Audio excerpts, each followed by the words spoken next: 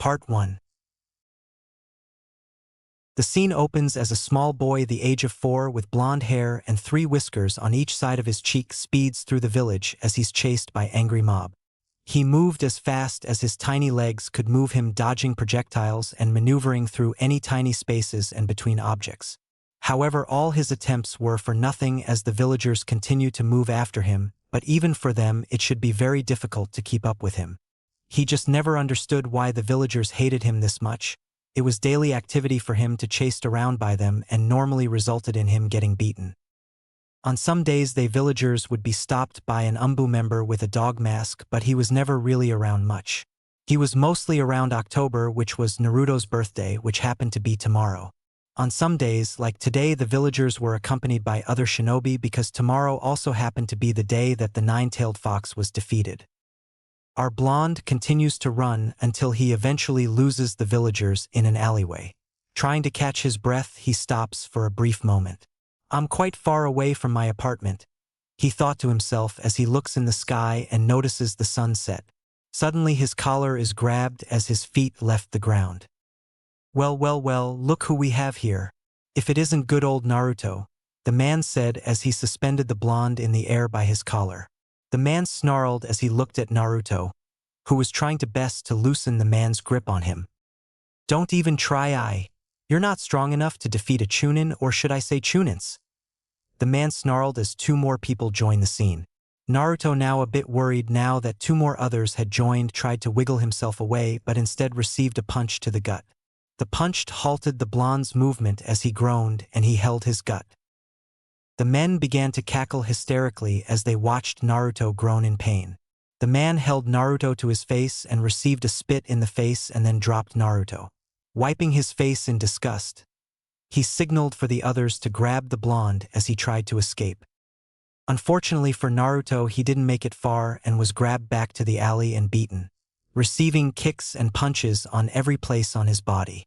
The men had just finished beating him up, expecting him to be out cold, and were surprised to see the blonde back up. You think you're tough, huh? The man said to Naruto as he closed the distance between them, preparing to send another attack. The man halted his attack when he noticed the blonde started laughing. This confused him a lot. Why would he be laughing when he's getting the crap beat out of him, the man thought. Or maybe he's making fun of me. The man concluded on his thought and punched the blonde right in the face. What is so funny? I'ma beat the shit out of you, the man said as he held by the collar and shoved him into a wall. Tell me, if guys like you can become Chunin, then becoming Hokage will be easy as he dash. His sentence was cut short as a punch met his gut again. The man with fury in his eyes pulled out a kunai from his pocket. Naruto's eyes opened fear as he tried to loosen the man's grip. Yo dude chill. You could kill him, bro. His other friends tried to reason with him, but he did not listen. Forget this, I'm leaving, dude. The 2 friends soon left. Well, I guess no one would see me end your life then. The man lunged the kunai at Naruto, who closed his eyes, awaiting impact that never came. He opened his eyes and saw the kunai on the floor.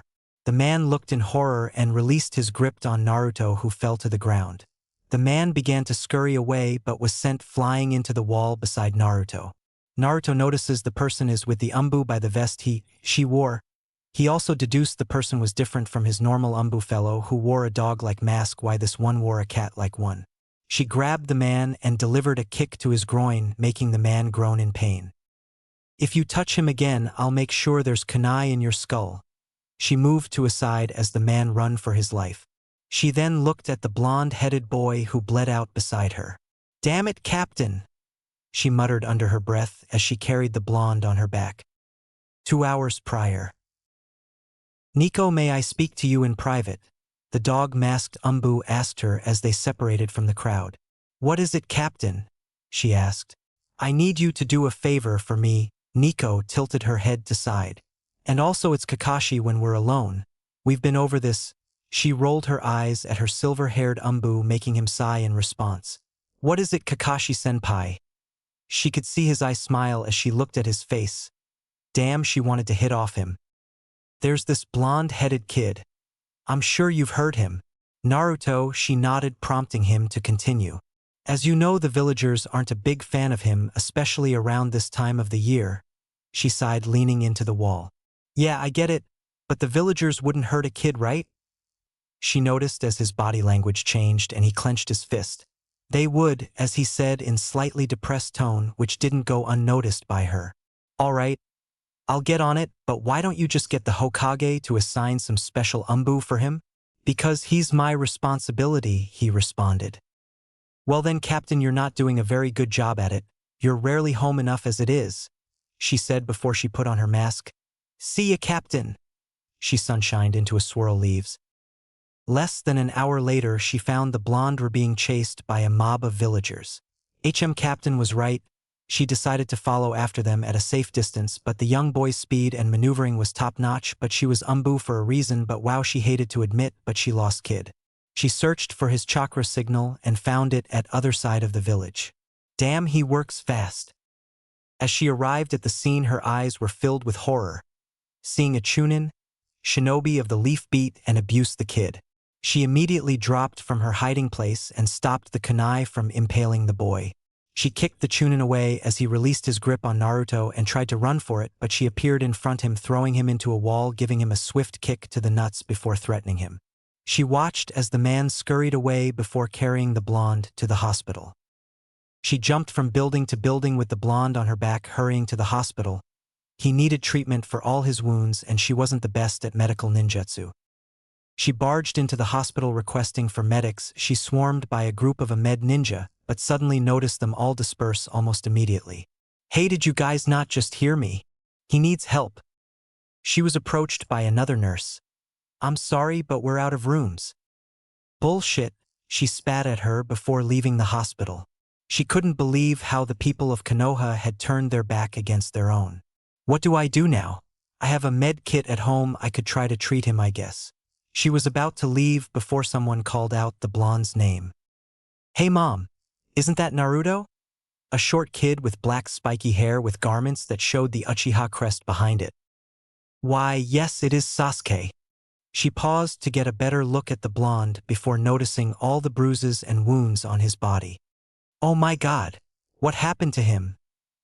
She asked the purple-haired umbu, who quickly explained everything to her. They did what? Makoto, Sasuke's mother, growled, and everyone could sense it, her killing intent. And let me guess, they won't treat him? The purple-haired umbu nodded. Damn them. Where are you taking him, Nico, she completed the Uchiha sentence. I was gonna go treat himself at my place, she responded. Makoto looked at her for a moment as if contemplating something. Just how far away is your place? About 10 minutes, Nico responded. Okay, let's go. I may not look like it, but I know a little medical ninjutsu. The two prepared to leave. But Makoto felt her son tug her clothes. Oh, Sasuke dear, I'm sorry. Mummy has to treat Naruto. Do you think you can go home by yourself and get Itachi to make dinner? She watched her son's face drop. It almost broke her heart to see him sad, but she had to help Kushina's son. She was her best friend. Sasuke, I'll be home before you know it. She saw her son's smile return as he hugged her and replied with a hug as well. Okay, Mom. Please do your best for Naruto. Okay. She nodded and kissed his forehead and left with the purple-haired umbu. Sasuke watched as his mother and purple-haired umbu left with Naruto. Following their lead, he began to walk home to the Uchiha compound. As he walked, he saw 3 men. By their outfits, he could tell they were Chunin. He swore he heard one of them ask the other why he didn't stop beating the kid. So he hid behind a trash to listen to what they said. Look man, I was going to go until this purple-haired umbu cat lady showed up. She crushed my nuts and took the demon with her. His friends laughed at his misfortune. Meanwhile, Sasuke identified him as the one who attacked Naruto. He was about to leave until he walked into the dustbin, falling over into the men's line of sight. Oh no! He tried to run away as the men drew closer to him. What do we have here? A little stalker. The man who Sasuke had identified as the one hit Naruto spoke to him. I know what you did. The man tilted his head in confusion. What are yo dash? I know what you did to Naruto. The man frowned his face at the boy. So what? You his friend or something? Yes, I am. Got a problem with that, Sasuke responded back and was met with a big slap across the face. Tsh, you talk big kid, but you ain't shit. Noisy-ass Uchihas, the man spat at Sasuke who charged at him head-on but received a kick sending him backwards, making him spit blood, and the man cackled at him. As he saw the boy on the ground groaning in pain, he noticed a bunch of crows pass by. Ha! Crows at this time. He turned back to see his incapacitated and then looked down at the boy. Taking a closer look he realized who it was. Sasuke Uchiha, meaning the crows were from Itachi? Sasuke weakly asked before letting out a huge smile which caused his brother to smile back. The boy instantly closed his eyes and began running away, bumping to everyone. Thinking he got away, he opened his eyes, but what he saw next surprised him. Everyone around him looked like zombies. He tried to run, but no matter how far he went, that was all he could see. Sasuke, now riding on Itachi's back, asked why the man was scared of everyone he bumped into. Itachi just smiles and says, "I'll show you one day," which makes Sasuke huff at him. "You always say that. Why won't you train me, Itachi?" "In due time, Sasuke, I will. But do you mind answering why you got in that fight?" "Well, Mom and I were coming from the hospital when we saw Nico-san carrying Naruto. He was really beaten up cause of those guys over there, and Mom went with her to heal Naruto. By the way, did you know Mom knows medical ninjutsu?" "Yes, I did, Sasuke," Itachi said as he let a little laugh escape. What's funny, Itachi?" "Nothing, Sasuke. Let's go home, yeah?" "Okay." Meanwhile, the two Kanuchi had just finished up with Naruto. Mikoto, trying to regain her breath, was given a glass by water by Nico as she had come to know her. "Thank you for protecting Nico," she said as drank the water. She looked at Naruto before weakly smiling. "If I may speak, Lady Mikoto," Nico asked her before going on. "Go ahead," the reply from the Uchiha prompting her to go on. "Why do people treat him like this? Surely they should be punished, right? People deal with grief in different ways. On that day 5 years ago, many people lost their families. Hell, I lost my best friend during the attack. The pain of losing someone close to you causes you to do things you wouldn't. When they see him, they see a container for a beast awaiting to be reopened. It depends on how you see him." "And how do you see him, Lady Mikoto?" she asked, treading lightly. Mikoto stared at her for a brief moment and began laughing. "You must be about 11 years old, yet you act so much older." How do I see him? I guess I see him as my best friend's son." "Her son?" Nico pondered. "Well, that's enough storytelling for one day. I'd appreciate if you kept on watching Naruto every once in a while. You too, Kakashi." As she mentioned his name, the silver-haired Umbu suddenly appeared out of the shadows. "You know it would make her proud." And with that, the Uchiha took her leave. Nico turned to look at Kakashi. She pointed an accusing finger at him. "You! How long have you been watching the boy?" She received no answer from him as he walked back into her room to check up on the boy. She followed him back quite angrily. "Hey, don't just ignore me." She was shocked to see Kakashi cradling the boy in his arms, ready to leave. "And where do you think you're taking him?" she asked her captain, who paused before responding. "Thank for your assistance today, but like I told you before, he's my responsibility." He proceeded to leave, but the window was shut by Nico. "You go out of my way," she refused and received a sigh from him. "He's my responsibility now too," she said. The silver-haired Umbu frowned as he put the boy back in Yugao's bed. "Okay, so what now?" he asked, staring at her. Surprised by the question, she just scratched the back of her head, making her captain sigh again. "Well, you could start by training him a bit," she suggested, leaning on the window. "Because we won't be always around," she said, folding her arms at the silver Jonin, who put up his hands in defeat. "Fine, I'll train him."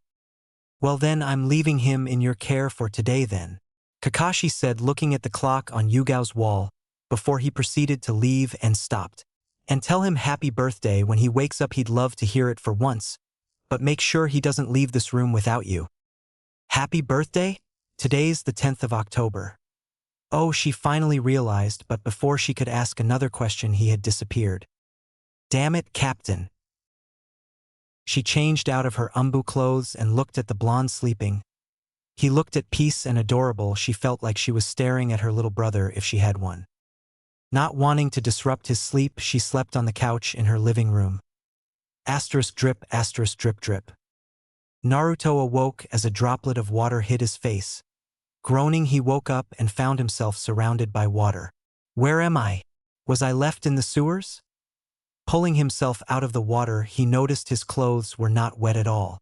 The blonde began to wander around looking for exit after what felt like an eternity. He saw a light, guessing it to be freedom. He followed it, but as he drew closer and closer and light seemed to get further and further. The blonde got on his knees as he began cry, bawling out tears, and suddenly, he heard a dark, solemn voice call out to him.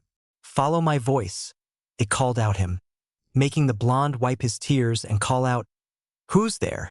He didn't receive a response, and so he got up and followed the voice until it called out again. You're getting closer, boy. Naruto continued to follow the savage voice until he found an area with a cage. He walked up to the cage. Hello?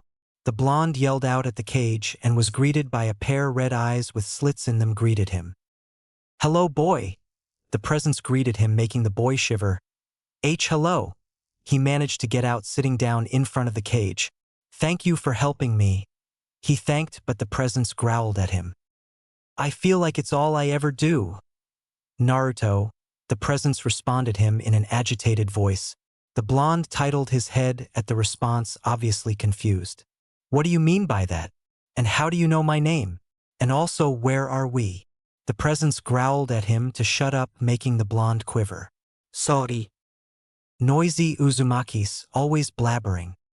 The blonde then pointed his finger accusingly at the presence. How do you know my last name? He asked the voice, who grew tired of his constant questioning. Shut up and come forward. You see this paper seal? He motioned the seal in front of the cages. Then the blonde nodded, walking up to the seal. Hey, what will happen if I open this seal, mister? The presence groaned once again. Just how persistent was the kid? Why would I tell you? The presence retaliated. Well, then I guess I won't be helping you. The blonde shrugged as he stuck out his tongue at the presence. Enraged by the blonde's stubbornness, the presence roars, sending the blonde flying and revealing his form as an orange-colored fox. The blonde pointed at it, terrified, and began backing up as the claws if the fox tried to grab him but failed to reach him. You're the fox that attacked the village. What are you doing in the sewers? Are you that dumb boy? This is your mindscape, boy, the fox growled at him. What do you mean by that? Mind scale? The blonde questioned him again, annoying the fox even more. What I mean is this your mind? I'm trapped inside you. The fox growled. You're inside me? Is that why the villagers keep beating me and trying to kill me? The blonde spoke with sorrow in his voice, looking up to the fox as his blue eyes pierced into his red eyes. The fox grinned. Yes, that is why. But if you release me, I'll be out of your skin forever, and they'd go from hating you to loving you. Naruto's eyes glimmered when he heard that. Really? They would? Yes. The single answer from the fox enticed the blonde, who ran towards the seal about to remove it until he heard his name being called. Naruto, wake up, a random voice spoke out to him. No, Naruto, undo the seal, the fox roared. Come on, Naruto, rise and shine. This time the voice was followed by a light. Mr. Fox, can't I do this later? The blonde asked. No, Naruto. Undo it now. The fox was left enraged when the boy dashed to the light, effectively taking him out of the mindscape and waking him up. Naruto, Naruto, Yugao called out the blonde. He'd been sleeping for almost a day. She'd guessed that because of the chakra his body suspended to heal most of the wounds, he'd need more sleep to help replenish them. Well, that was until about an hour or two ago when she'd heard the blonde speaking. She thought he had awoken, but much to her surprise the blonde still lay down with his eyes closed. First she thought he was just having a bad dream. Who wouldn't, being chased around villagers? She was about a year older than him when she got her first kill in the umbu. She dreamt about it for almost 2 months, but now 6 years later, she kills like she drinks water. She looked at him rustling in his sleep. And then she cooed. Come on Naruto, rise and shine. It only a little longer than a minute for the blonde to jolt up, making Yugao relieved, but as soon as the blonde jolted awake she sensed a dark chakra explode from him. The chakra was so foul it felt like it would choke her. Seconds passed and she felt like she could breathe properly again. She looked at the blonde who rubbed eyes as the sunlight hit his face. Hey there! The blonde cheerily called to her with a toothy smile. Hey there Naruto. I'm Yugao, she greeted back a blonde. Did I just tell him my identity? She mentally scolded herself. Okay. Good morning Yugao. He beamed at her, but he received a flick to his forehead. Ow, he whined. It's not morning Naruto, it's like 3 p.m. She told the blonde giggling, who had just left his mouth agape. The blonde looked around the room for the first time and noticed it wasn't his apartment. Hell, how didn't he notice it at first sight? This your place, Miss Yugao? Yep it is, and just Yugao is fine. I'm not that old. Okay Yugao-san, he grinned. Thanks for saving me yesterday and today. You're welcome. Wait, what do you mean by today? She questioned the blonde. You were the one who called me to wake up, right? She nodded slowly at him and he continued. If it wasn't for you, I would have stayed with that fox forever. Fox? She pondered. She was about to ask another question, but she heard a rumbling come out from the blonde. He put his hand sheepishly at the back of his head. S&D let out a small laugh. Yugao decided she would postpone the question till later. She noticed the blonde getting out of the bed and she stared at him bewildered. Upon all those bruises from yesterday, there wasn't a single blemish on his skin. Yesterday she counted at least 3 deep wounds on his chest, but now they're barely visible. Thanks for taking care of me, Yugao-san. He bowed as he began to exit through window, reminding her of her captain and the words he gave her the previous evening. Don't let him leave this room, echoed in her head. Oh right. Hey in our dash. She looked around and noticed the blonde had disappeared. Shit, he's fast. She closed the window and went in pursuit of the blonde. Meanwhile, Kakashi, captain of the Umbu, was currently heading to the Hokage's office. The moment he entered the office, the Hokage smiled and put his paperwork aside. Captain Hatake, I heard your last mission was a success. Have you come to deliver the report? He asked as he continued the smoke to his pipe. I will do that soon, but I came here for a different reason, he told man who took his pipe out of his mouth and turned his back to Kakashi facing the village outside. On his back he wore a red and white cloak with the words Third Hokage written boldly on the back. Okay Kakashi? He asked skeptically. It's about Naruto. As soon as Kakashi said, the Third Hokage ordered all Umbus to exit to the room. Why yes Naruto, he turns 5 today, 1 more year and he's in the academy. He smoked his pipe as he said this and turned to face Kakashi. He even told me recently he's going to become Hokage. He smiled like a father impressed of his son. Lord Third, Naruto was beaten yesterday by a bunch of Chunin, and if it wasn't for the fox he'd be deeply wounded.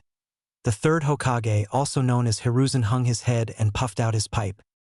Give me their names. So I will talk to the dash. Hiruzen was about to finish the sentence before Kakashi slammed his hand on the table. That won't do anything. They've been at it since the boy could walk. Minato said he wasn't around, he wanted me to protect his child. So I mused dash. Kakashi, Hiruzen softly spoke. Forgive me sir. Hiruzen smiled at the young captain. For the time he'd known Kakashi, he wasn't the one to vent out his emotions. So what do you want to do Kakashi? Because an Umbu captain won't be around the village much. He sat down as he pointed out his fact to Kakashi. You're right, it probably wouldn't work out like that. That's why I've chosen to resign from the Umbu. He could feel Hiruzen's stern on him. Are you sure about this Kakashi? I could Jew dash. Kakashi didn't let him finish his sentence and quickly let out a yes. Hiruzen sighed and agreed. Soon after discussing some terms, Kakashi set off and the old man returned to his paperwork and sighed again, putting his pipe away. With Yugao. Yugao searched around the village for Naruto. The boy was fast as hell and he didn't even apply chakra to his legs to make him faster. She scrambled the center looking for him. If I were to just follow his chakra signal, I'd find him no problem. She mentally smirked. Yugao-chan? She slowly turned around, noticing that voice. The voice her captain, she could already predict his questions. Where's Naruto? I thought I told you to keep an eye on him. She mentally sighed. But she deadpanned almost immediately. What are you wearing, captain? She saw the look he gave her, like she was moronic dumbass. A mask, obviously. He looked back at her and took a look at her clothes. I could also ask the same about you. Are planning on sleeping the whole day? Yugao sent him a glare. You're one too comment, captain. You already wear a mask in the umbu, and you also do in person. Kakashi laughed at her criticism. What do you mean? I always wear this mask even under my umbu mask. What? She responded, letting Kakashi repeat himself. How do you even breathe, captain? She asked Kakashi, who didn't respond as his mind seemed to somewhere else. He looked like he was scouting the place or searching for someone. Hey, your house isn't that far away, is it? Yugao slowly nodded, uncertain why he would ask her this. So here's the plan. You go home and change into something decent, and let's go grab Naruto. Hey, what I'm wearing isn't that bad. They had a stare down in which Kakashi gave in. Fine, then let's go. You know what, I'll just change, captain. She sunshined to her house, and in less than 5 minutes she was back, and two continued the search for Naruto. So captain, where do you think he'll be? She didn't receive any response as he was reading a book, rarely ever letting his eyes off the book, a habit she'd noticed whenever anyone sparred against him in umbu training.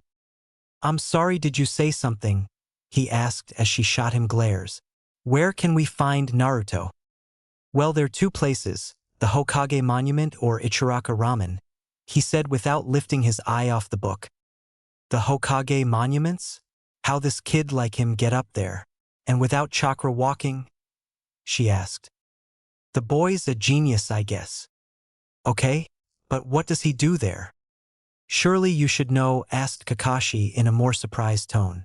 He was shook when Yugao nodded her head in disagreement. He's the one defaces or paints all over it. This earned a sigh from Yugao. I remember the first day he climbed.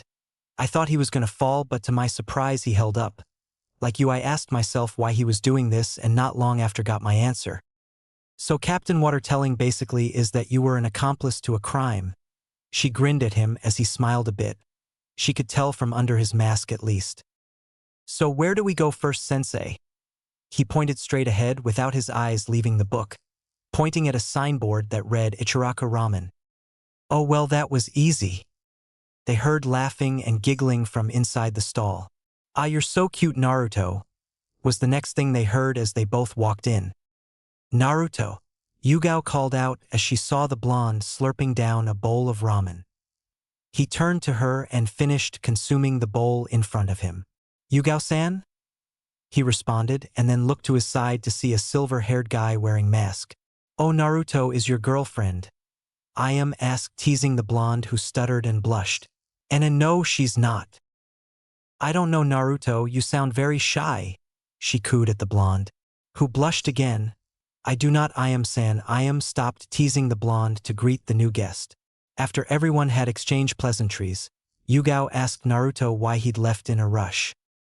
After hearing his response, Yugao sighed and ruffled up his ear, while I scolded him about running away from pretty girls. Laughs could be heard from Ichiraku up till nighttime. As the three left the store. By the way, Yugao-san, who's this? He said, pointing at Kakashi, who finally closed his book. I'm Kakashi Hatake. Nice to meet you, Naruto. Nice to meet you to Kakashi. But from now on you can call me Kakashi-sensei. The blonde's eyes glimmered and a toothy smile became visible on his face. You're going to train me? More or less, responded the silver-haired man, as the three walked towards Yugao's home. 3 months since the last chapter. And I'd like to thank Nico and her team for their brilliant work in the mist. They did a great job out there. Everyone is excused. The captain concluded as Yugao quickly sent a full squad report and unpacked her weapons from the mission into her locker. Look, I don't know what it is. As soon as she closed it, she met the gaze of one of her friends and squad mates, Anko Mitarashi. What do you want, Anko? She asked her teammate as soon as she noticed her gaze. Anko was really a tough one for her. She was weird, creepy, and stubborn, but she was one hell of a good agent. Oh, nothing. You want to come hang out with us tonight? However, she was quickly shot down the idea. As she began to walk away, however, Anko wasn't going down easy this time. Come on, Kurenai will be there, she added to try and persuade the purple-haired Kunoichi into joining her. She thought for a moment it hard worked as Yugao stopped for a moment as if to think about. Oh well. Anko mentally fist pumped the air as she thought she'd finally gotten her. Oh well, tell her I said hi, Yugao said as she began walking away. Hey, you know you never hang out with us anymore, Anko told her, making her stop dead in her tracks. Well, we're always on missions and we don't have a lot of free time. She just received a sigh. We don't need a lot of time, just a few hours to eat, you know? Yugao suddenly felt bad. Anko was right, she hadn't been a good friend the past few months. She'd been blowing them off, and that wasn't really what a good friend should do. But it wasn't as if it was her fault. She had to go make sure Naruto was all right because she was his guard. I'm sorry, I've been busy with something else, she in her apologetic voice as she turned to face her friend. She really hoped Anko and Kurenai didn't start to dislike her because of that. Yeah, we figured, Kurenai responded from behind her. Yugao turned around to greet her friend. She had long black hair and red beautiful eyes. The three girls decided to catch up a little as they made it out of HQ. So Yugao, you coming or not? Anko asked as they were just about to leave into the main street. This was probably the only time they could successfully persuade her to join them. I really want to go, but I have to go see him first. It's been a month, but I can't keep doing this to them. The two of them stared at their friend, who remained silent.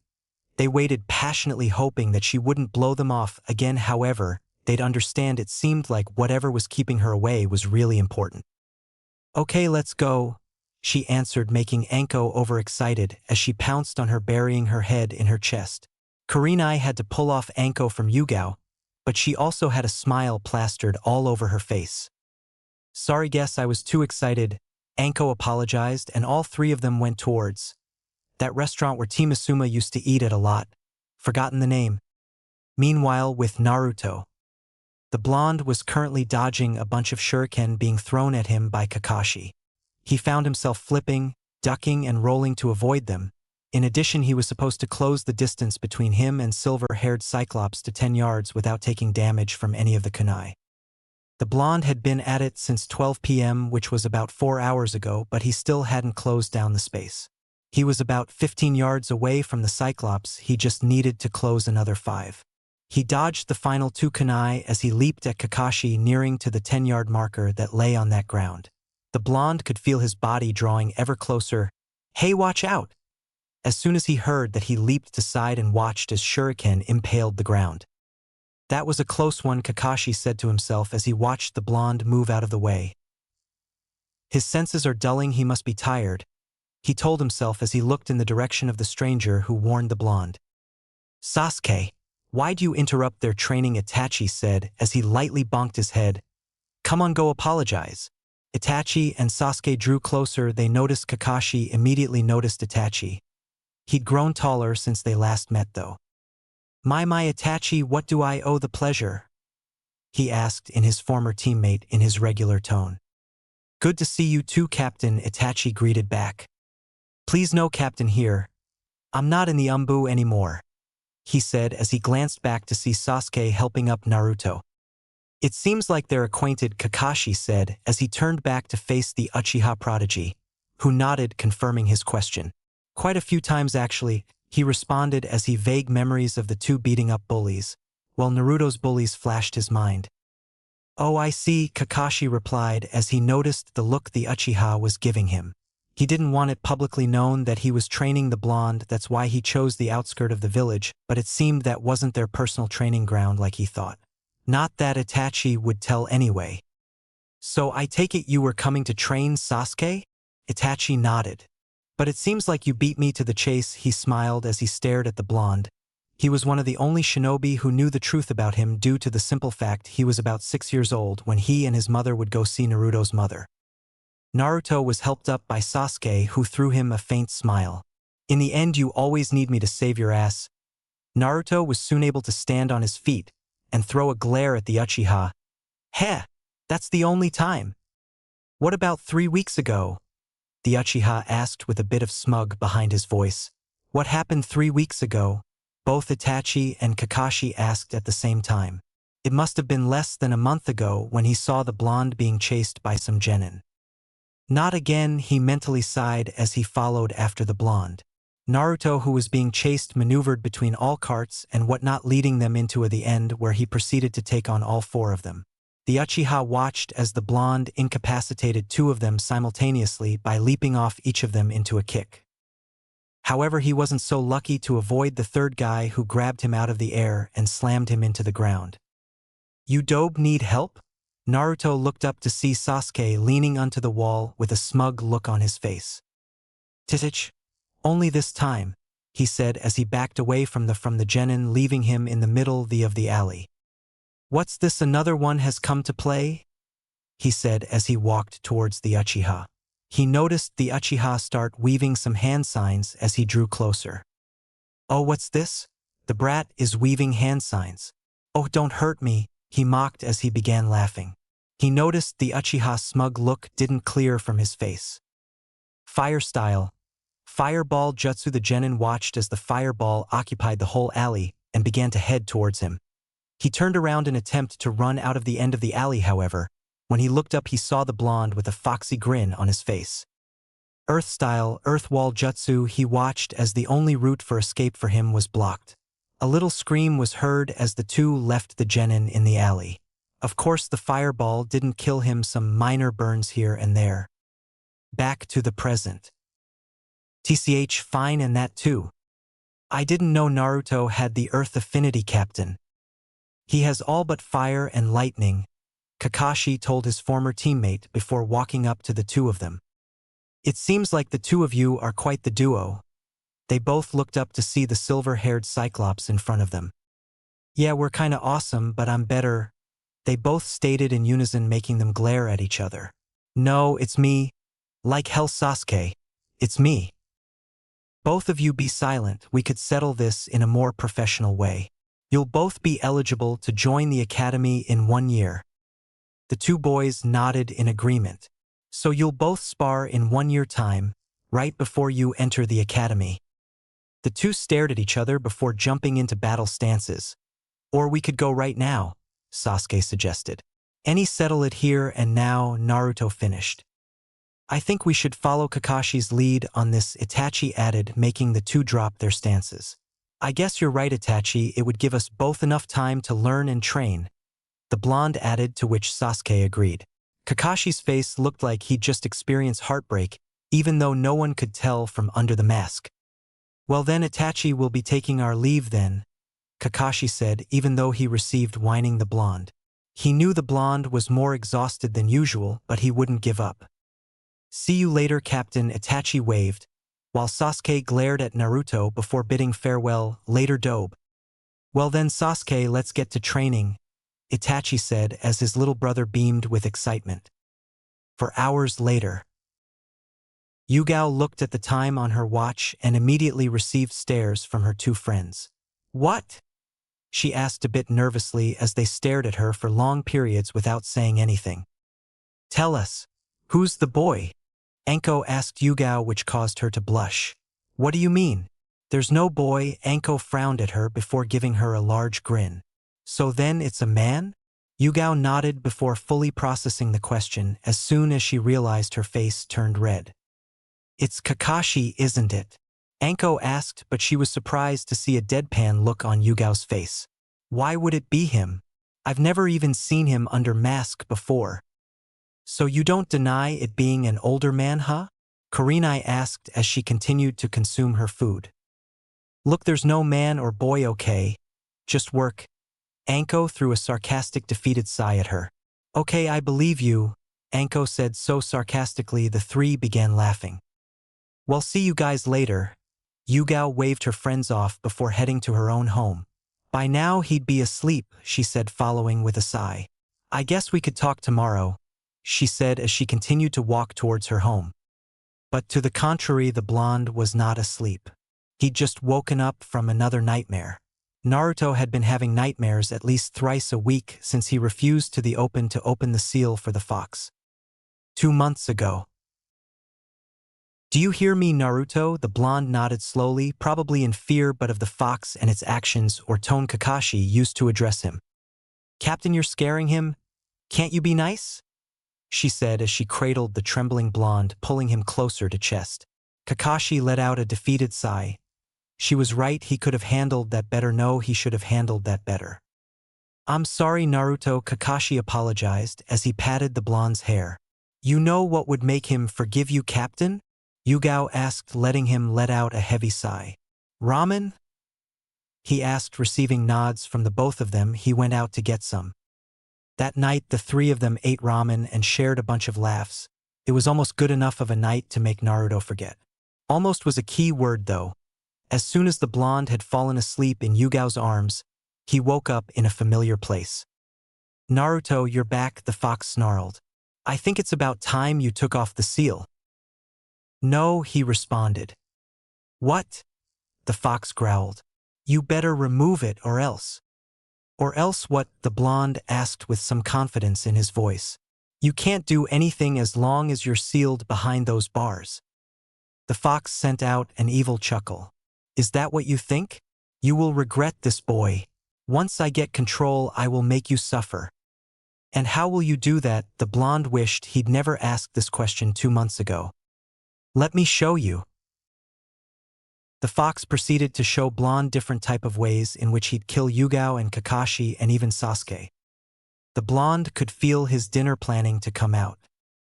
And all it takes is one loss of control. The fox grinned as the blonde continued watch in horror. Back to the present. Since then you could say the blonde really never slept well again. And with Yugao gone for 1 month to have no one to cling on and made it worse. He began to get less than 3 hours of sleep, and even those 3 hours were plagued by screams. So there the blonde in the dark sits trembling, hugging his knees with tears threatening to fall out. He tried to concentrate on some jutsus but kept dozing off. The bags under his eyes much more visible, albeit no one noticed, not even Kakashi noticed them. Naruto thought that was better as Kakashi would probably force him to sleep or rest. Not that he didn't need it, this was his 3rd sleepless night. He noticed the door open and his tearful gaze met the gaze of the only person he could have hoped to see that evening. Yugao-san, he weakly called out. Naruto? What are you doing up at this time? She asked as she dropped her bag beside the door and moved to the trembling boy. Naruto, are you okay? She asked as he drew closer and closer, noticing the tears in his eyes as they rolled down his cheeks. She pulled him into a hug as he sobbed into her chest. She passed her fingers through his golden locks. Hey Naruto, what's wrong? She asked as he pulled the blonde to look at his face. She immediately noticed the bags under his eyes. Naruto, have you been sleeping? She asked in a soft, tenderly voice. The blonde's sobs began to slowly reduce. No, he responded. Why not? She asked as soon as she did the sobs returned. She cursed herself. You can tell me, Naruto. I'm here for you. The blonde began to explain what transpired that night. Hearing that the blonde had been silently going through all this alone made her angry, but also sad. Naruto, those aren't real. They're like a genjutsu. Not real. She cooed into his ear. But then how do I get rid of them? He asked as now she cradled him like before in the bed. You have to go there and show him who's boss. It's not his body and it's yours. It's your mind, Naruto. Don't let him control it. He softly nodded as he faced in front of her. I believe. Are you okay? She said as she placed a tender kiss on his neck, causing the blonde to let out a purr that made her giggle. Good night, Naruto-kun. Good night, Yugao-san. And for the first time in a while, the blonde had a peaceful sleep. Fast forward another 3 months. Sasuke had just gotten up from bed as he lingered the hallway tiptoeing to his brother's room. What are you doing, young man? Sasuke screeched as he heard his mother call his name out. She giggled as she noticed his pout as he lay on the floor. Not funny, Mom, he said, pulling himself up only to be carried up by his mother. Hey!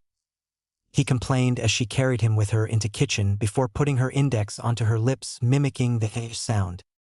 You don't want to wake up your father, do you? He nodded and closed the kitchen door behind them. So what are you doing up, dear? She asked as she put on her apron. She noticed her son looking around the place as if we was looking for something. Curious by his actions, she asked. What's wrong, dear? She asked as he looked back in her direction. Where's Itachi? He asked, not taking his eyes off his mother. His dark eyes pouring into hers, trying to detect any form untruth. He went out to train again, she said as she noticed her son's stare deepen. What's wrong with him? What? Really?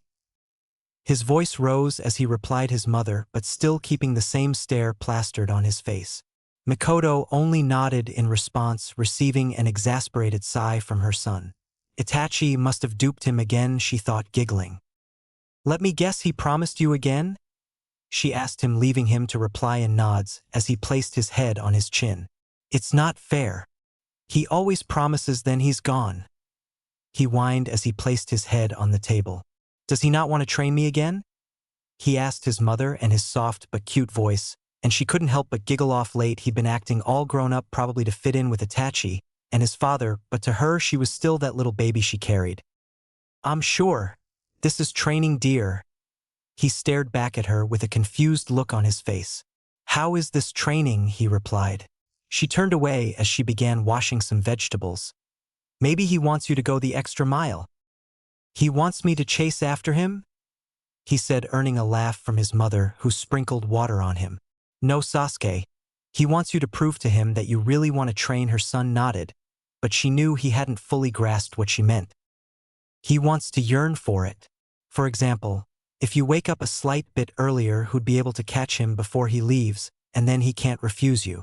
She saw his eyes glitter as he ran over to hug her. She really was blessed to have all this time with him. She stopped getting this time with Itachi when he was around Sasuke's age. That was when Fugaka saw his potential and began training him all the time. Sometimes it made her a bit glad her husband didn't treat Sasuke like that. Konoha to mom, she finally heard her son say as she broke out of her thoughts. I'm sorry, Sasuke, what did you say? He pouted at being ignored by his mother and looked the away, but she quickly won him over with a quick kiss on his cheek. Mom, he whined, getting her to giggle. Do you plan on ignoring me again? No, he said as he rubbed his cheeks. I was saying, do you mind if I stay out to train with Naruto? Her eyes fluttered as she heard his name. She thought of the days when he would say that and she'd go drop him off with Kushina whilst he hanged out Naruto, continuing their best friend cycle, and then they, Kushina and Mikoto, would cook or have a long chat. However, due to some unfortunate events, her friend passed along, with her husband leaving Naruto alone. She tried to adopt the blonde several times, but each time she submitted a request it got blocked by council. Probably because they thought she was trying to gain the power of the Nine Tails for her clan. Mom? I'm sorry, Sasuke. You can just be home before 11 p.m., okay? She smiled as she thought of the two of them still being able to be friends even after how everything turned out. She watched as he gave her a kiss on the cheek and run into his room. He's in safe hands, Kushina, she whispered to herself as she went back to work on breakfast. Meanwhile, with Naruto. Ow! Naruto whined as Yugao forcefully passed her hands through his wet hair as she washed for it him. Stop moving around, Naruto. You're making this difficult. She lashed back at the blonde was indeed making it difficult for her to work. I can do it myself. She sighed as she heard this, as it was lack of frequent of washing of said hair that put them in this position. The blonde had gone out on camp with Kakashi to undergo some wildlife training. It was made apparent the blonde didn't bath for almost 2 weeks. We wouldn't be here if you had done it, she retorted as she began to run his hair over the shower, getting of all the gunk and whatnot presented in his hair. Keep your eyes shut. Okay, the blonde nodded as he obeyed her instructions, letting the soap run out of his long gold locks. Over the past few months, due his training with Kakashi, the blonde had become a big fan of the fourth Hokage, even opting to let his hair grow to meet his idol length. It was a miracle how none of the villagers thought for a moment, oh shit, he looks like the fourth. Although it was to remain a secret, so I guess it works well in the end. She sighed as the last bit of soap left the blonde's hair. Okay, we're done, you can open. The blonde opened his eyes and starting making a fuss about he looked more like fourth now, leaving Yugao to nod with a smile plastered across her face. She handed the blonde a towel to wipe his hair off, but he shook his, causing water to sprinkle everywhere. Sorry, he muttered as Yugao glared daggers at him. She herself remained in the bath a little longer as she fixed her own purple hair. She watched the blonde ran out of the room covering his jewels with his hands, disregarding his towel. She let out a little chuckle. As long as she'd been with blonde, she had written down as a hyperactive knucklehead, but there were some times in which he could act totally mature like her captain, and there were some times when he was just Naruto. Today she had no idea what she was going to do with him. Her squad had a day off for the first time that month, and her friends, Kurenai and Anko, intended to spend it with her doing whatever. But she couldn't also just leave Naruto alone. The boy was too troublesome to be left alone. She got out of the bath and wrapped her body up with a towel. Opening the door, she's met with the blonde reading one of the scrolls on the bed naked. Naruto, can't you dress up before? She said as she sat beside him. She took a peek at the scroll and saw the blonde was reading about chakra affinities. Chakra affinities, huh? She asked the blonde, who nodded his head aggressively with a toothy smile. He rolled till he was facing before he asked his next question. What's your chakra affinity, Yugao-san? If you put some clothes on, I'll tell ya. And with tremendous speed she watched as he appeared in his classic orange jumpsuit. Well, that was quick. The blonde just smiled back with his usual fox grin.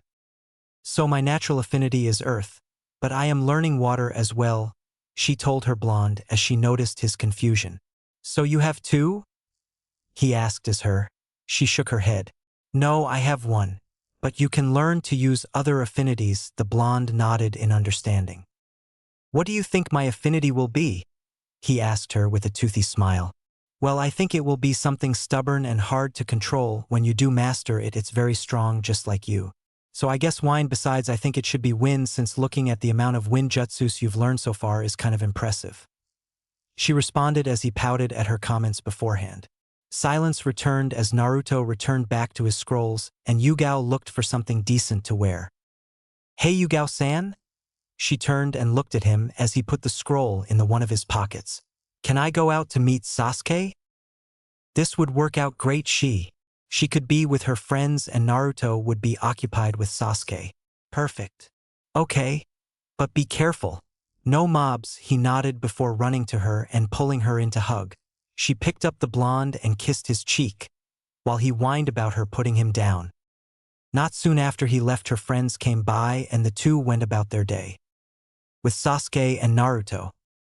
Yo, Sasuke called out as he spotted Naruto at Ichiraku. Blonde looked back at him while slurping down his ramen. What's up, Sasuke? The Uchiha looked away in disgust before reprimanding his friend. Could you not talk and eat at the same time? Naruto just frowned back at him. It would have been impolite to leave you hanging. The Uchiha frowned as he did it again. What you're doing is more impolite. He noticed Ayame giggle at their exchange and decided to greet her. Good morning, Ayame-san. He could feel Naruto's glare as she responded. What is it, Dobe? He asked the blonde, who had now finished with his meal. Stop trying to flirt with Ayame-san, he called out as he accusingly pointed his finger at the Uchiha, who was blushed a bit. I'm not. I was just being polite, he defended himself. Yeah, you're right, Sasuke, he said sarcastically. Both boys began glaring daggers at each other. Calm down, boys, Ayame said, giggling at the two. There's no need to fight. You know that you're my one and only Naruto-kun, she said, making the blonde grin. That's rather unfortunate. You'd have to spend your life with a Dobe, the Uchiha remarked as he followed with a slight chuckle. The blonde paid for his meal and waved Ayame goodbye as he and Sasuke headed for the training ground. The blonde pulled out the scroll and showed it to the Uchiha. Well, I know Uchihas all got fire style, but I wonder if I have another element. He closed the scroll and handed it back to the blonde. Well, we might as well improve on the jutsus we already know. Naruto nodded and the two began sparring. With Yugao. Yugao had just finished eating a meal with her friends, and two decided to take a stroll around village because why not? The walk was mainly just Anko making fun of randoms. While it was fun, she missed her blonde energetic furball. As they walked by the academy, they saw a large crowd and Kurenai persuaded them to check out what was happening. As they drew closer and closer, and they heard the chants, "Fight, fight." "It looks like some kids brawling," Anko said with a taste of disappointment. Yugao, who was much interested, went to get a closer look to see Naruto and who she assumed was Sasuke going head-to-head with two genin. With the boys. "You two are going to pay for the last time," the genin said, looking down menacingly at them. Sasuke looked back at the genin, sizing him up and down. "Do we know you?" The genin, furious by that remark, lunged at the Uchiha, but before his punch could land, his arm crushed into an earth wall. "Arg!" he cried out in pain as Uchiha smirked out, giving a glance at Naruto, probably to thank him for the cover. Who would have thought the demon and traitorous Uchiha would make a good combo? He spat as he signaled two other genins to join the frame. "We'll teach you a lesson." "Oh, now this might actually get interesting," Anko said as pushed herself in front of the crowd. Kurenai sighed as she stood by both her friends, but noticed Yugao had a sort of intense look on her face. "Look, we were here first, why don't you go play ninja somewhere else?" the Uchiha told them harshly.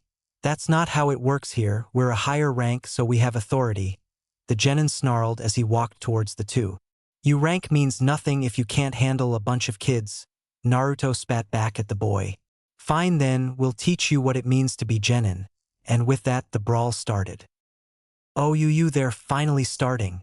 Anko started cheering. She turned to see her friend having a serious stare at the fight. "Wow, she's really into it," Anko whispered to Kurenai, who nodded in agreement. Two of the genin charged at them while one stood back hurling kunai at them. Naruto and Sasuke jumped back, dodging the first attacks from them, but then were confronted with a bunch of kunai. "Wind style, dust wind technique," the blonde said as he shot a gust wind which sent the kunai flying back at them and temporarily blinding them with two genin with dust. The Uchiha then leaps into the air to follow with an attack of his own. "Fire style, flame flower." He shoots a small fireball into the sky which explodes and small burning petals rain down on the two blinded by the dust. "Earth style, earth wall." The genin at the back weaved the signs as the earth began to encase his fellow shinobi in the wall in hopes to shield them from the assault above, however leaving himself open. "Whoa, this kids are good," Anko said as she watched in disbelief. Indeed, their combos are well coordinated for this age. The two nodded in agreement as they looked back at their friend and noticed how she'd loosened up a bit. "She's acting weird," Anko whispered into Kurenai's ear, who just nodded back in agreement. But they turned their attention back to the fight. The Uchiha noticed the genin at the back had left himself open. He figured he could get a cheap shot on him, but as he fell back down he lost the balance and angle to do so. "Naruto!" he yelled, catching the blonde's attention, who immediately understood what the Uchiha wanted. "Coming right up!" Wind style. Gale palm. The blonde sent a gust of wind at Uchiha, temporarily pushing him back up in the sky, sending him closer to the genin at the back, who hadn't noticed the Uchiha flying towards him. "Fire style, fireball jutsu."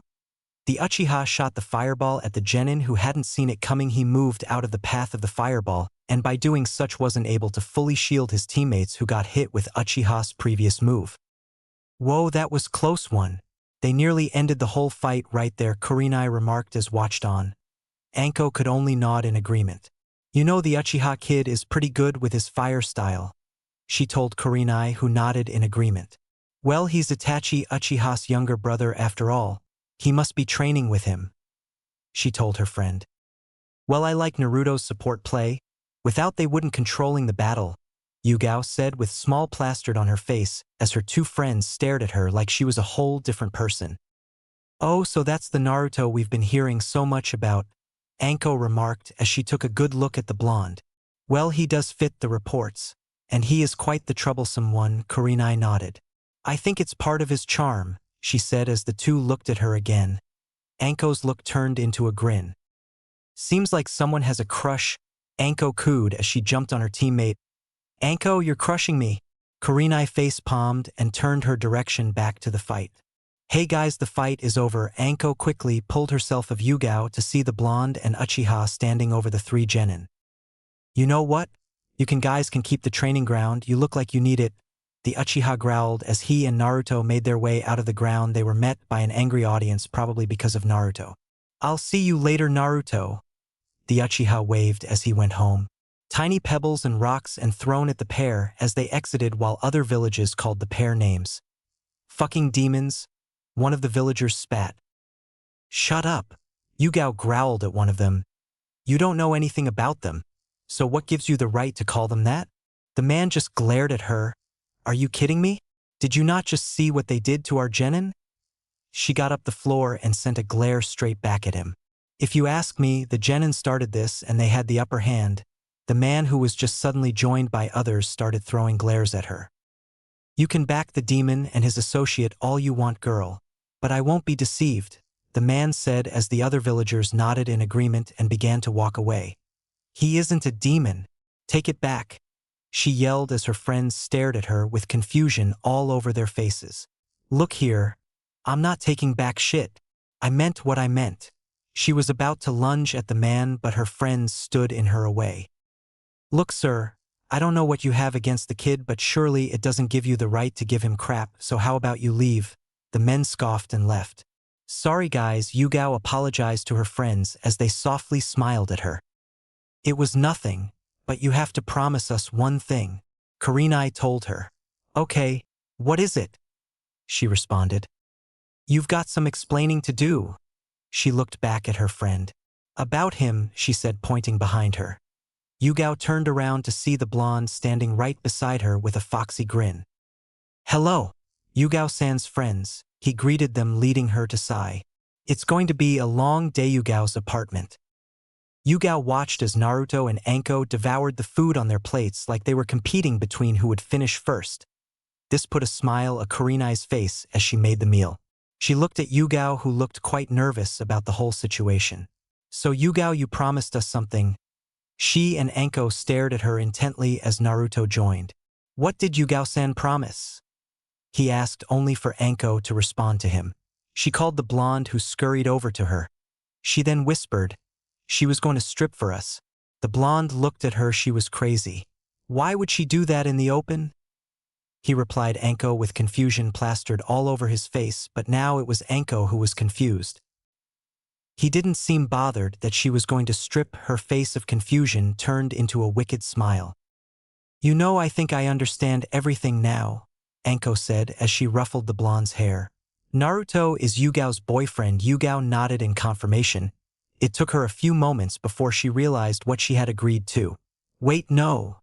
She bolted out of her seat, tried to defend herself, but ending up fumbling her words. "Is she like this, Naruto?" Kurenai asked him while Yugao had spaced out. "I guess only when she's embarrassed," he responded. Kurenai, who just stared into his blue eyes. They reminded him of someone, but she couldn't place her finger on it. "He's not my boyfriend, he's too young." They finally heard the last part of her rant. "You're right," Anko said, much to Yugao's pleasure. "Naruto, when you get older, you must use your God-given weapon to service Yugao, okay?" The blonde nodded back slowly in confusion, which left Anko grinning and Yugao blushing. She sighed as she sat back into her seat while Kurenai laughed. "Okay, Yugao, I want to hear the story from you," Kurenai said, smiling at her, and Anko nodded in agreement. "Well, I would, but it's classified information, so a certain someone can't be here," she said as she stared at Naruto, who sighed. "Fine. I'm going to take a shower then," he said as he left them. Yugao tried to stop him, but Anko silenced her with her snakes. "Hey, not cool," she whined. "You know, it seemed like you wanted to bathe with Naruto," Anko said, grinning. "No, I just enjoy washing his hair," she defended herself. "Well, I guess I'll start with how it happened. With Sasuke." Itachi walks in to see a tired Sasuke laying on wall beside the wall. He carries him on his back towards his room and meets his mother, Mikoto. He's been waiting there ever since he returned from his training with Naruto. Itachi smiled as his brother put his head in his chest. "You know, maybe, just maybe, you could wait a little longer before you leave tomorrow," she pleaded to him. He nodded and walked to her, giving her a hug. "I will," he said as he took Sasuke to his room. Mikoto was jovial after this hug. "Now I have to make the best dinner ever," she said as she walked back into the kitchen. Itachi sat down as he began to write out a training regime for Sasuke. He'd wanted to put all his knowledge into scrolls into which he'd leave to Sasuke before the big night. "Brother, what are you doing?" He turned around to meet Sasuke, rubbing his eyes while walking towards him. He slid the paper under the desk. "Well, I came to tell you I witnessed your big fight today." Sasuke smiled when he heard Itachi had watched the fight. "And what did you think?" he asked his older brother, who had put his fingers on his chin in a thinking pose. "Well, you should be able to shoot your fireballs more consistently," he told him. "But overall a good performance. Although Naruto, I'd say, is a little ahead of you." Sasuke's face twisted to one of sadness. "But that's good, because now you know who you're supposed to surpass. Tomorrow I'll take you through a new jutsu." "That's what you always say," Sasuke scoffed, but he saw Itachi signal him to come, but as he drew closer he used his 2 fingers to tap his head. "It all depends on you, Sasuke." Back at Yugao's apartment, Anko and Kurenai were left horrified by what Yugao had told them about beating up Naruto, but were also surprised to know he healed within a few hours. Though that may be because she didn't tell them about the Kyuubi. It was still classified after all. So the villagers hate him because he was coincidentally born on the same day. Kurenai shuddered at that thought, although she knew it was not the only reason. Kurenai was about to ask another question, but she heard knocking on the door. "Yo" was the greeting Yugao received as she opened the door to meet the silver-haired Jonin now. She scowled at his nonchalant greeting. She left the open as he walked in reading his book. "Yo," he greeted her 2 friends. "Could you stop with the yo and greet like a normal human being, Captain?" she scolded him. "Did anyone ever tell you you're controlling?" he said, not taking his eyes off the book, while the Kurenai and Anko stared at the two. "Anko, Kurenai, this is Kakashi, Kakashi vice versa. Forgive him, he has no manners." She scowled at him. "Ouch, you wound me," he said with his eyes glued in the book and no emotion in his voice. "Are you kidding? Of course we know who he is," Anko yelled out while she started rambling as Kurenai shut her up. "What are you doing here, Captain?" she asked as politely as she could get. "I came to see Naruto, of course. I have something I want to teach him." She pointed to the bathroom. "Oh? Surprisingly, you're not grooming him," she blushed whilst Anko grinned. "So I was right." "No, you were not." Soon, a few minutes later, the blonde came out of the shower with his pajamas on and wet hair, water dripping onto the clothes. "Yo," Kakashi called out as Naruto beamed towards him in a flash. "Kakashi-sensei." He beamed as the Jonin put his book aside to catch him in his arms. "How are you doing?" he asked the blonde, who was coming to start talking about his day but was shushed by the Cyclops. "On second thought, save it for when we're going." The blonde looked at him confused. "Where are we going?" he asked him. "Yeah, where are you going?" Yugao also asked the man. "It's classified," he told as she received glares from him. "Don't be like that, Yugao. I'll bring your boyfriend back before dawn." "You better," was all she replied, the masked Jonin, before she looked over to blonde. "See you later, Naruto."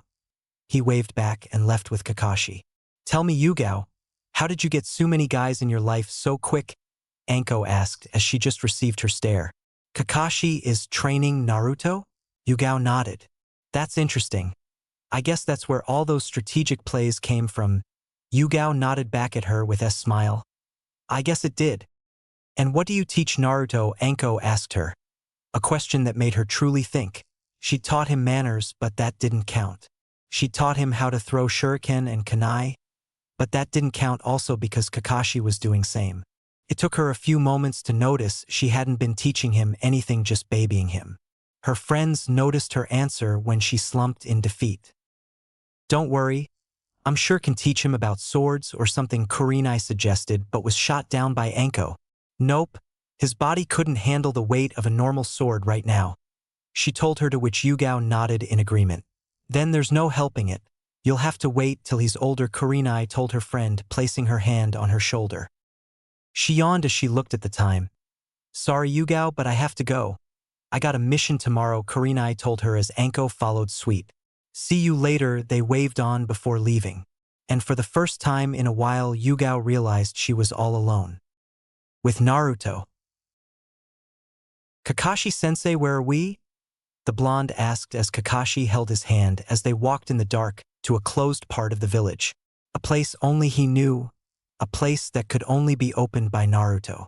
A friend's place was all he said, and Naruto knew if he didn't say more it means he shouldn't ask more. They reached an area which was enclosed by walls. Kakashi then looked left and right before kneeling down to the blonde. "Look, Naruto.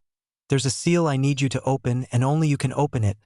The blonde slowly nodded and climbed onto the masked man's back. "I don't see a seal, sensei." "Push chakra into eyes. It should allow you to locate the seal." The blonde did, so as he could now faintly see the markings of the seal. He placed his hand on the seal, and it turned green for a moment before revealing a pathway between the rocks.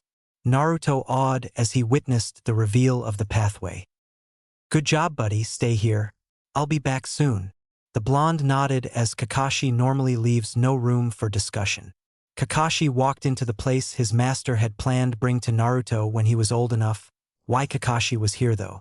He wanted to recover and or teach the blonde some of his father's jutsus. He figured he'd, Naruto, be the only person who could use this jutsu after the fourth's passing. He also intended to teach him about the Uzumaki sealing jutsu. As he walked around, his mind replayed memories in which his sensei brought him here. Flashback. "Kakashi, this is where I intend to bring kid or kids for training once he's old enough," his mentor, the fourth Hokage, told him as they both roamed through the area. "That's great, sensei, but why are you showing me this?" Kakashi asked with all politeness, even though he thought he came off rude. Minato just chuckled at him. "Man, you really are dense. I'm showing you this because you're family, and I honestly don't see myself being able to entertain my kids while being Hokage that end if I don't make it out to teach my kid," he said in a monotone voice. Kakashi nodded, fully understanding his master's request. Flashback end. "I'm sorry, sensei." Kakashi roamed around in the shelves as he looked for the scrolls on it, until he came about it. He picked up the scroll that read, "Flying Raijin." He picked it up and jumped down as he saw two of his sensei's kunai. Picking them up, he remembered when his sensei tried teaching him the jutsu, but unfortunately for him, although he understood the basics, he just couldn't perform it right. He could only travel 5 steps in the direction where he placed the kunai. "He can do it, I know he can," but he began thinking of the drawbacks for when he first used it. "I shouldn't rush him. I should wait till he has good control of his chakra, but I could start by teaching him how to create the mark at least." Kakashi was torn between what to do. "Sensei, I need your help. What do I do?" he said, looking into sky. He looked to his side when he noticed a box fall over. He went over to box, witnessing it fall, to pick it up. When he looked in it, he was amazed when he saw pre-made kunais with the mark already and inscribed on them. Under that box too was a white cloak, much like what his mentor wore, but without the Hokage written on the back. "It looks like it was sewn to fit him, Kakashi." He just realized his sensei must have really thought of him to be family and wasn't trying to cheer up over the death of his comrades. This time he would protect his family and those close to him. Kakashi ended up only picking the scroll and leaving the kunai behind. "I'll teach him once he graduated the academy." When he walked out, he of the cave it resealed, closing the door.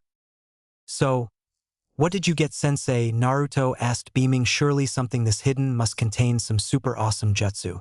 "My sensei's jutsu," he simply said as the blonde's eyes glimmered with stars filling them. "All right, when do we start?" the blonde asked, hyped about his new jutsu, but Kakashi quickly shot him down. "You'll get these once you graduate the academy," he said as he and the blonde began to walk home. The blonde continued to whine on the way home.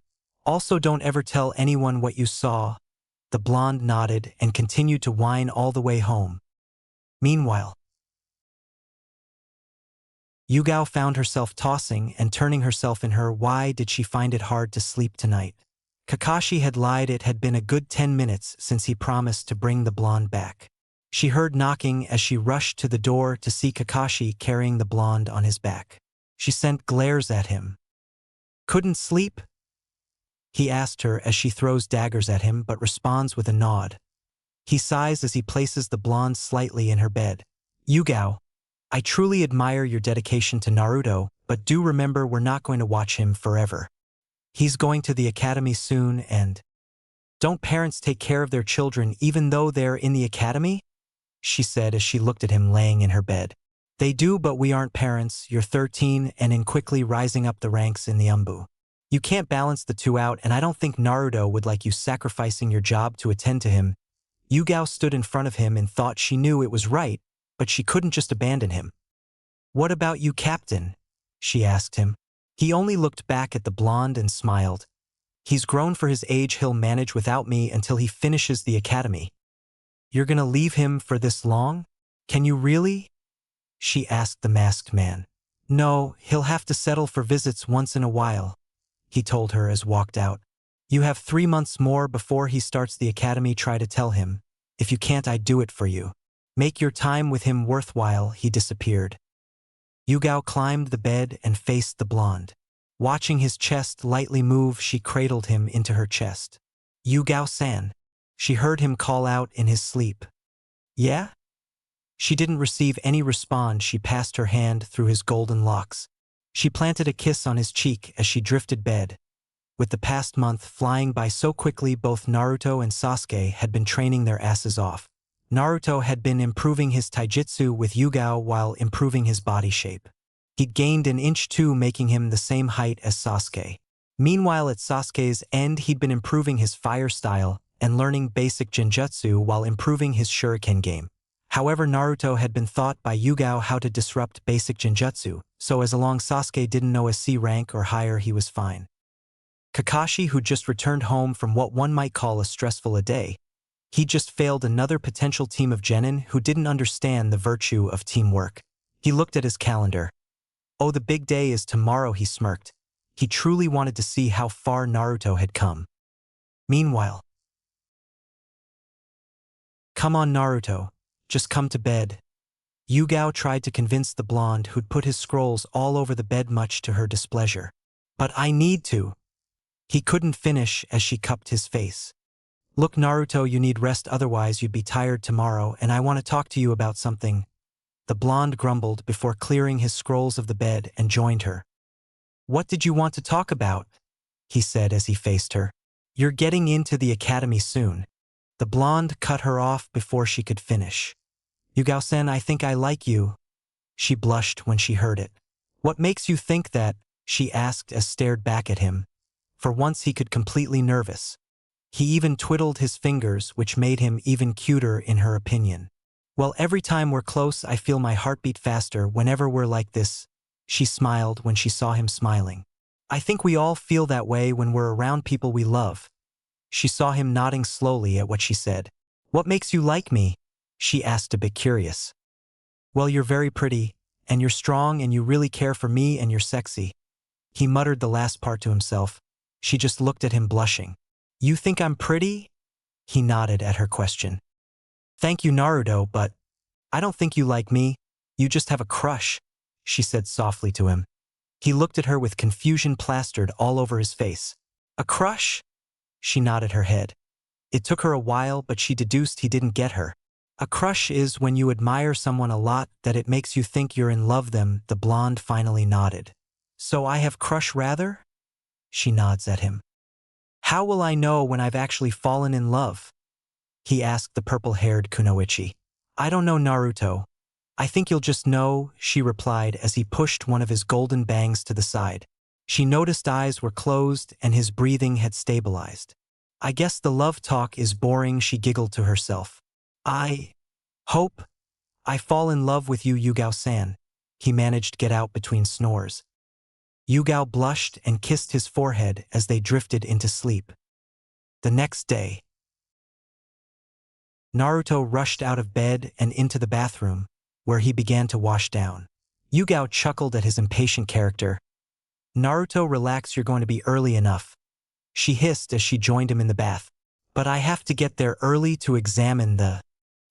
He was shut up as she plashed water in his face. Okay, I get it, don't start your rambling, she told him as she began washing his hair. She would be lying if she said he didn't resemble the fourth even more. Yugao-san? She hummed as she responded. Yes, Naruto-kun? I'll miss you. She looked at him, trying to feign ignorance. Huh? She let out with a pathetic fake voice. I know you can't be watching over me once I join the academy. She sighed as she stared in his face, accepting that he had found out the truth. What do you mean by that? Of course I can, she told him as she run water down his hair, rinsing the soap out. No, you can't. And even if you did, I wouldn't allow you, she scowled at him. Why won't you? The blonde gave his foxy grin and looked at her. Because if you kept on taking care of me, how would I prove to everyone that I've become stronger? She looked at him and sighed before bonking his head, making him exclaim in pain. Being alone doesn't make you stronger, you dummy. Having good comrades and people you can trust in no matter what makes you stronger. As long as you have a friend worth living for, life isn't over, you get me? The blonde nodded in agreement. But I do get where you are coming from, so let's make a deal. If you go to the academy, you have to make friends who aren't Sasuke. Deal. They shook hands on it and exited the bathroom, dressing up, made it toward the training ground. 30 minutes later, Yugao rushed over to the training grounds with Anko and Kurenai, who'd wanted to come witness the fight themselves. They haven't started, Anko called out as she tried to catch her breath. Yeah, I wondered why they haven't, Kurenai asked the Yugao, who just gave a simple reply. Kakashi. They both stared at her. That dude is the epitome of tardiness, she growled as she looked at a meditating Naruto. You know, Naruto really looks the fourth Hokage. It's kinda hot, Anko said whilst licking her lips, causing her friends to shudder. Anko gross, Kurenai scolded hair. Anko sighed and complained. But it's okay when Yugao does it? Yugao isn't a pervert, Kurenai said as she and Yugao both laughed at Anko. They stopped when they heard a blonde scream finally. They turned their attention to see the silver-haired Jonin staring right in front of them. Sorry I'm late, guys. You know how they say life is not a straight line. So I kinda got lost on the many paths which led me to this old lady who couldn't carry her luggage and… Save it, Kakashi-sensei, let's get to the fight already. He was ever so rudely cut out by Sasuke, who turned to Naruto. Kakashi then nodded his head at Itachi, who nodded back, and the two jumped out of the way. Begin. They watched as both Naruto and Sasuke rushed each other, with kunai blocking each other's attempt. Pushing themselves back, Naruto began weaving signs but was quickly cut off by Sasuke hurling shuriken at him. The blonde began moving backwards as he intended to back up and then blind the Uchiha. However, Sasuke had thought ahead of him. Fire style. Big flame bullet. The Uchiha weaved the signs. With his mouth filled with oil, he releases, and at the same time ignites it, causing a huge fireball that nearly engulfs the blonde. He continued backing away before weaving hand signs on his own. Water style. Wave thrust water from underneath the ground erupted like a fountain upwards, elevating him whilst taking the hit of the Uchiha's jutsu, creating a foggy mist. Damn it. But he's also blinded himself, there's no way he can see.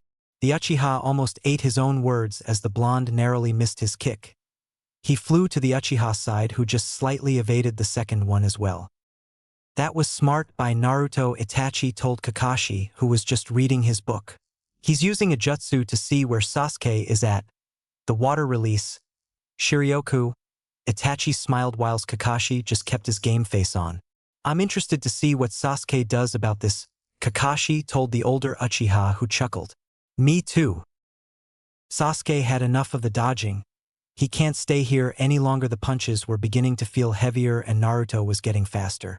He just needed to get him to stop moving for a brief moment so he could try out his new jutsu.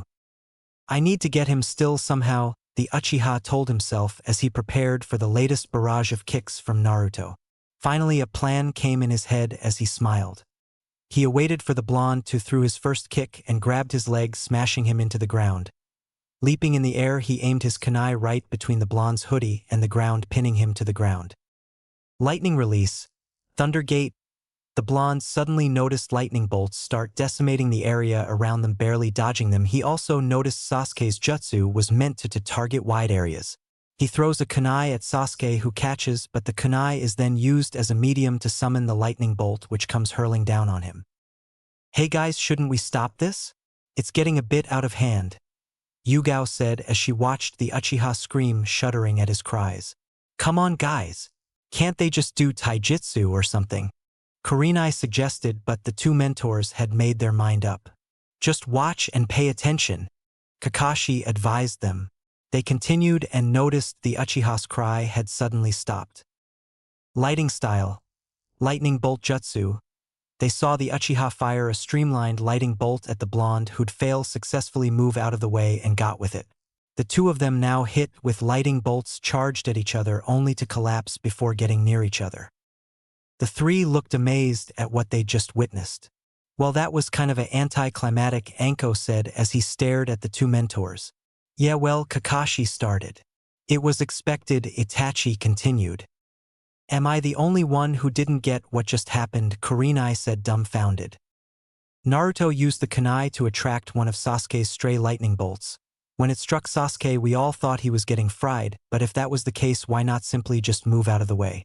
Sasuke intentionally took in the force of the bolt so he could redirect it at Naruto. Yugao responded, earning a huge clap from Kakashi, who she threw daggers at. As much as that was entertaining to watch, what would you have done if they couldn't control? She was about to scold him. I would have stepped in myself and ended the fight that moment, Kakashi quickly replied her. Besides, they weren't fighting to kill. They know better, Itachi said as he pointed at the two of them who'd began helping each other up. That was pretty smart, you dope, Sasuke told Naruto as he placed his arm around the blonde's neck, and the blonde did vice versa as they supported each other. Yours too. You have to teach me how to do that, Naruto told the Uchiha. Well, you guys drew. I hope you learn better stuff in the academy, Kakashi said as they both smirked. Well then, the academy better prepare the coming of the next Hokage and his trusty sidekick, Naruto yelled as the Uchiha frowned. You did not just call me your sidekick, dobe, he retorted. You'd rather be a side character? The blonde asked the Uchiha, who just scowled again. Why would you be a main character of anything, you dobe? The five of them watched as the two bickered, however none of them were prepared to hear the tragic deeds committed by someone who they were just talking and laughing with. 1 week later. Sasuke was just on his way from his first day at the academy. He planned to come home as soon as the bell rang. But he stayed with Naruto to teach some bullies a lesson. Dumb dobe, always getting in fights, he said to himself as he mentally laughed. He noticed the place was very quiet as contrary to the early morning. He walked down the alley and thought he felt a presence watching him.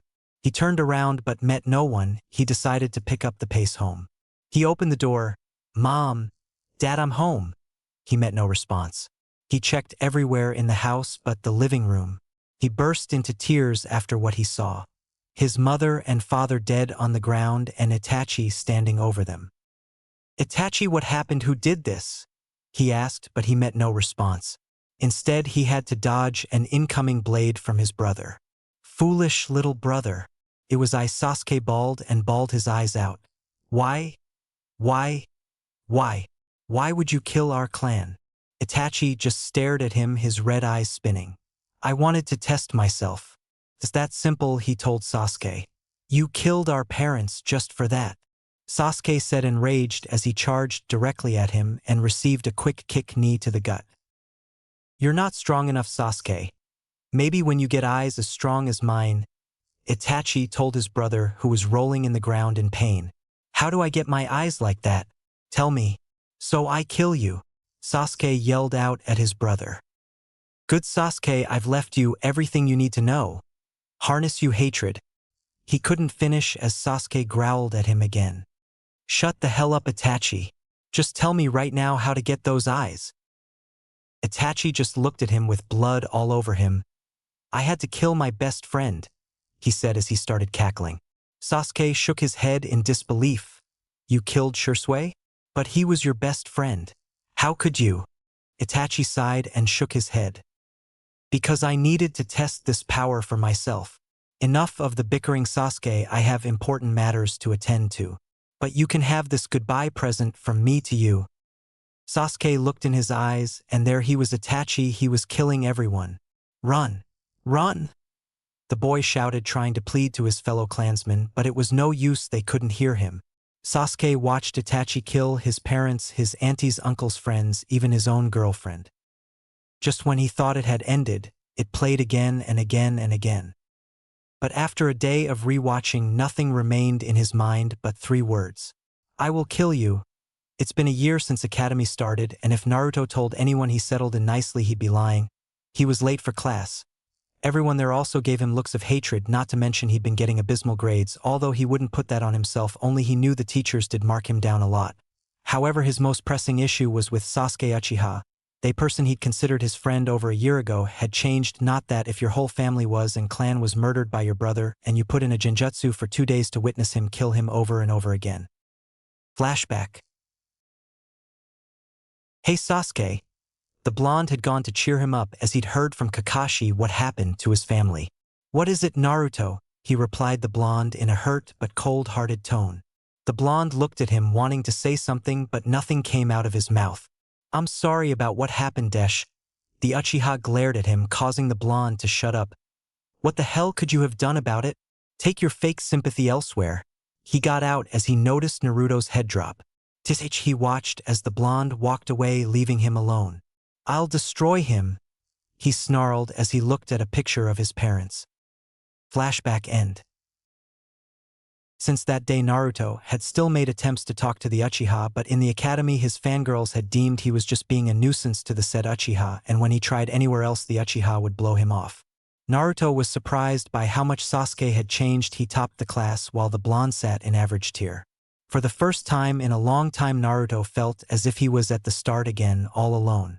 Now he could feel the scowls and glares that were always directed him. To make things worse, the fox had begun with his nightmares again, which prevented him from getting enough sleep except via meds. They helped him with his sleep issues but also had negative issues with his brain. The meds had weakened his neural block on the fox, which enabled it to have frequent conversation with it and or feel whatever the fox was feeling. However, the blonde always kept a smile on his face. I have to prove myself to them. Ayam would quite often question the blonde about his health, but he was managed to roll off the issue, which was something that annoyed her. She'd ask Sasuke what was wrong, but from what she's seen they weren't on talking terms. It pained her to see Naruto like that, but she always wondered how he, Naruto, had a smile on his face. She knew he was mentally suffering, but he wore a mask of goofball to hide it from others. She felt like he pushed himself too much trying to prove to them. She also wanted to have a word with Yugao and Kakashi for why they left the blonde alone. With Yugao, the purple-haired Umbu, whenever she was in the village, followed the blonde around checking on if he was doing all right. She'd watch him when he left for the academy and when he returned home late at night from training or escaping mobs. As much as she'd want to intervene, Kakashi had advised her against it. After returning from her watch duties, Yugao was received with warm claps and praises from the rest of the Umbu. The reason she was receiving praise? Her squad was sent by the Hokage to kill a rogue shinobi in the Land of Clouds. But today she'd been approached by a guy, Hayate Gecko, to go out on a date. Having nothing to do, she decided to go along with him. He was a nice guy after all, and on the advice on her mates about trying to get a better social life. Apparently, asides Naruto and them, she was practically friendless. Kakashi didn't count as they were work buddies and never really conversed outside work. With Naruto, the blonde just stumbled into his apartment after training. His legs felt dead, but he manages to drag himself onto bed. Man, I'm tired, he told himself as he stared at the ceiling. I wish Yugao-san was here. I'm bored. He rolled around in his bed, unable to sleep. He looked at the side of his bed where his sleeping tabs lay and then back outside. I guess it's about time, he said as he stared at the darkness. Hey, the blonde shuddered as he heard the cold, demonic voice. So you're awake, huh? He said as he plumped back to his bed. He heard the fox snicker and just sighed. He looked to his side table again, earning a groan from the fox. You know, those don't help, right? They allow you to sleep without the nightmares, but as a side effect you can always hear me. I thought the plan was to get rid of me? He said as he snickered, causing Naruto to groan himself. I'd rather not have you put scary images in my sleep as it is needed, and as for getting rid of you, as long as I ignore you I'll be fine. He closed his eyes as he waited for a response again but received nothing. He slowly opened his eyes and eyed the tabs. He didn't admit the fox was right, but he wasn't wrong. They helped, but at what cost? The blonde shook his vigorously in denial.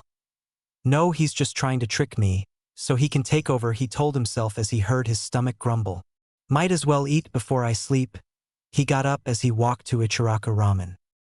On his way to Ichiraku, the blonde noticed a woman with purple hair pass by, instantly distinguishing her as Yugao. He intended to call out but silenced himself when he noticed a man walking beside telling her a joke, which caused her to laugh. Curious, Naruto followed the pair all the evening and witnessed them having a good time. It must be sad. He frowned as he heard the voice again. What do you want? He asked, a bit enraged. Don't be angry at me now. I didn't leave you for someone else. The fox snickered. Turning away from the direction the two were at, he began walking away. She didn't leave me. I asked to leave and she's free to hang out with whoever she wants. He yelled at the fox, who began cackling. Face it, boy, you're alone once again. No damned Uchihas, no friends, no family, back to square one. Naruto quivered when he heard that. The fox was right, he had no friends, and even the people who had bothered about him originally were not all here. No, Kakashi-sensei still comes around. Oh, I guess he does, occasionally, to ask how your training is going, but asides that, has he ever come to check up on you? As he heard this, the blonde bit back at the fox. Shut up. Don't talk about them like that. They do care, just shut up. The fox began cackling again. It's because you humans are weak, run by your emotions, and always seek attention. Naruto gritted his teeth at the fox. You wait and see, I'll become Hokage and prove you wrong. The fox snickered. You? Become Hokage? Don't make me laugh. Being Hokage takes skill, power, and brains, and you have none, boy, let's be serious. The blonde just smiled at this. No biggie, so I have to train harder and learn harder, no issue.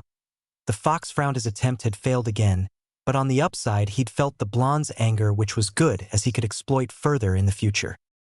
Naruto walked back to Ichiraku in silence as the fox had gone away again, much to his pleasure. Kakashi watched from above as he watched him order ramen. He also stared at Yugao, was in another direction. Sorry, Naruto, but things don't always work out the way we want them to. He disappeared into the night as the blonde gulped down massive serves of ramen. 2 years later. It had been 2 years since Naruto upped his training schedules. Within those 2 years, the blonde, now 8 years old, turning 9 in a few months, had gotten quite better at his chakra control. Still learning D-rank jutsus on the side whiles improving his knowledge on the history of the leaf. To everyone, the troublemaker Naruto hadn't disappeared. He'd just improved ever greatly, earning the respect of some of his fellow students.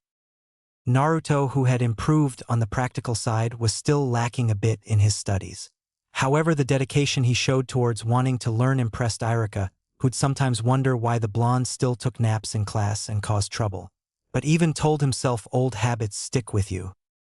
Today, the blonde had planned on taking the graduation test, which had surprised Irika. Naruto, you still have about 3 years more. Why are you rushing? He asked the blonde, who just gave his toothy grin at him. That's because I want to graduate early, so I can become Hokage faster. Irika could only smile at the blonde's dedication. Well, graduating early would boost your chances, but you also need to pick up a few more things from the academy. The blonde began winning as soon as he heard that. Like what? Like making friends. The Hokage is someone who must be able to protect all his friends and family. The Hokage also has people he works with, Naruto, so you can't just disregard them. Naruto sighed in defeat as he hung his head. Fine, the blonde stated as he looked up at Irika, who just gave him a smile. That said, you're still allowed to take the exam, and if you pass, you can leave the academy whenever you want to. As he said this, Irika saw the blonde fist pump the air with a wide grin plastered across his face. How about you take it when you turn 9? Irika asked and received a nod from the blonde affirming that he was okay with it. Since school is over, wanna go get some ramen? Naruto's eyes glimmered as he nodded his head happily as he grabbed Irika's hand and rushed to Ichiraku Ramen. Kakashi watched from the tree just outside the classroom as he gave his signature eye smile. Maybe he might join them today, he thought as he closed the book and disappeared. As the two entered, they were greeted by 2 warm smiles. One from Ayam and one from Tucci. After exchanging greetings, the two ordered their meals, but they were quickly interrupted by a familiar voice from behind them. I'll have one of what Naruto's having, the voice called out as Naruto quickly turned around to confirm his suspicions.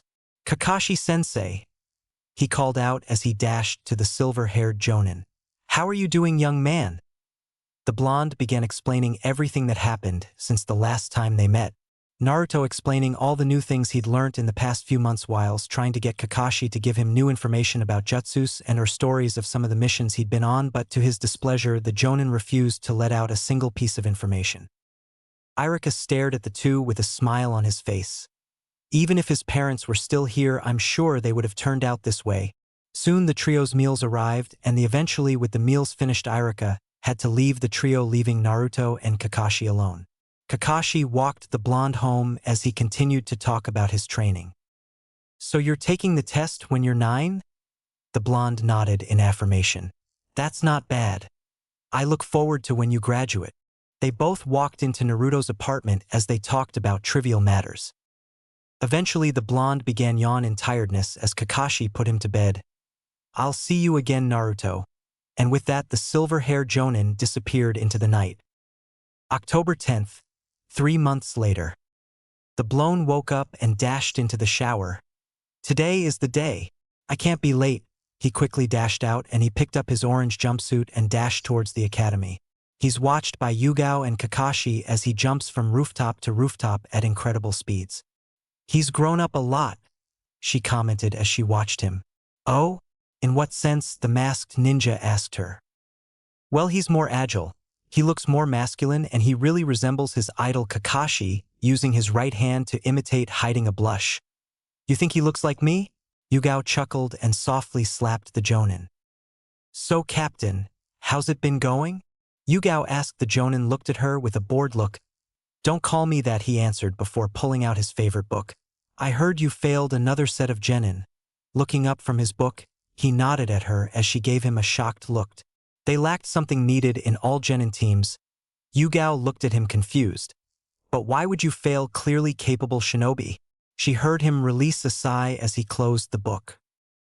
Capable shinobi need to know teamwork. Without it, there's no need for a 4-man team. When he saw Yugao nod in response, he opened his book and began reading. There was a brief silence before Kakashi spoke up again. You didn't tell me you were dating Hey-8. She immediately blushed and began stuttering. The Jonin just stared at her, waiting for her to recollect her emotions. Well, I thought we were always work buddies, and she was shut up by the Jonin's answer. And it wasn't my business. She sighed at him. But he was right, she did not owe him this, as they never really spoke outside work unless it concerned Naruto. Well, we are friends. Even though we don't talk outside work or Naruto, besides Naruto would want us to be friends, he said, not lifting his eyes off his book. You say that, but you can't keep your eyes off the book when you're talking to me. He chuckled and closed the book before giving his signature eye smile. My apologies, he said before jumping on to the roof of the Umbu headquarters. Oh, and you should pay Naruto a visit. I know I advised against it, but you should. I think it'd be best for both of you. She watched as he disappeared into the headquarters. Later in the day. The blonde was just returning back home from his day at the academy. He was rather late as the day's events had made him late. As he reached his apartment, he reached out for the doorknob but noticed his door was open. Pulling out a kunai from the pouch on his rear end, he slowly slipped in between the door, trying his best not to make a sound. Making his way into the kitchen, he felt a cold presence behind him. The blonde quickly swept the space behind him with his legs, causing the perpetrator to fall and the blonde to flip around and throw his kunai right at the perpetrator, who split its legs, causing the kunai to fly through them. The perpetrator quickly uses its arms to push himself onto his feet. What do you want? The blonde growled before his eyes actually began to stare, the perpetrator slowly examining him or her, as the blonde had come to recognize the female-like physique of the perpetrator with the Umbu mask. Why's the Umbu in my house? I paid everything on time, he said, not taking his eyes off her. As he circled around her, he noticed the purple hair coming out of the sides of the mask. He quickly remembered the mask and who it belonged to. Yugao-san? In the flesh, she said as the blonde lowered the kunai and rushed into her arms, embracing her tightly. She returned it warmly as she ran her hand through his golden locks. They remained like that for a minute or two before he pulled away with tears in his eyes. I've really missed you, he sobbed as the tears trickled down his face. Yugao felt a tug on her heart as she used a finger to wipe the tear away and hugged the blonde. Come on, you're too old for that. The blonde nodded in agreement as he wiped the tears out of his face. Better, she asked and received a nod in response. What are you doing here? Well, your big day was today and I wanted to know how you did, she said as the blonde widened his eyes in confusion. How did you know that? She kept quiet as the blonde discovered the answer on his own. You. She nodded quickly in response to his answer. The blonde beamed mentally as a happiness grew in his heart, something that pissed off the fox as soon as he realized it. The fox laid down in the darkness of the mindscape, but warm presence awakened him. What is this? He growled as white light shined across the face of the mindscape. Must be the feeling of happiness, the fox commented as it loomed over him. Normally I'd be worried, but recent events haven't got me bothered a bit. The fox growled as the light was soon swallowed by the darkness. It closed its eyes and retreated immediately to sleep once again. So how was it? How did it go? Yugao asked like a child in a candy store. Upon asking this question, the blonde felt every little happiness in him disappear. Today, he thought as he recollected everything that happened during the day. He fell on his knees and buried his face in his palms. He expected tears to roll down his face, but nothing came out. Why didn't come? Did he feel no remorse? Was he okay with what he did? Naruto, are you okay? If you didn't get it now, you'll get it again, so don't worry. She tried her best to console him. How could he fail, though? It made no sense. He was almost the same level as Sasuke, if not better. I didn't fail. I actually passed with everyone else. That's great then. So why are you crying? The blonde removed his face from his palm to reveal his face. I'm not, she smiled as she brought him closer to her. But that's the problem. He let out, causing her to stare in confusion at the blonde, waiting for a continuation that seemed like it would never happen due to an extremely long pause. I killed someone, he said to answer the ponderous expression on her face. What? Naruto covered his ears at the screech released by Yugao. He then decided to explain everything that happened. At the academy. I'm here, sensei, Naruto yelled as he dashed into the classroom, grabbing the attention of his sensei and his assistant. I thought you'd chickened out, he told the blonde, who shook his head as he took his seat. So what's it gonna be? A C-rank jutsu? Enemy ninjas? Bring it on. Nothing. I'm afraid I can't pass you today, Irika explained to him whilst organizing a bunch of files before giving them over to Mitsuki. But you promised, and you're never supposed to break your promise, and… He noticed Irika burst into laughter. What's funny? Hey, he whined, causing his sensei to break into further laughter. Now he was confused and curious. You're so impatient. I said you don't have to do anything because I've seen your progress and you've been passed, but you can't leave the academy now. The Hokage wants you to graduate with your peers. Oh, the blonde softly said before jumping around in joy. He signaled his sensei to join him in his celebration, something he took up. Mitsuki watched as the two celebrated. A scowl appeared across his face. How can people still allow him to be alive? Why doesn't Irika give him a difficult challenge instead of passing him for free? It didn't matter anymore because soon he'd be out of this village and he just found his ticket out. He was brought out of his thoughts when he felt the gazes on him. Everything all right? Irika asked him. He nodded his head and watched as the two continued to converse about getting ramen and eventually leave to their destination. I know exactly what I'm going to do, he plotted as his eyes watched the blonde disappear with Irika. 2 hours later. Naruto was returning to class when he bumped into an adult, causing his papers to fly around.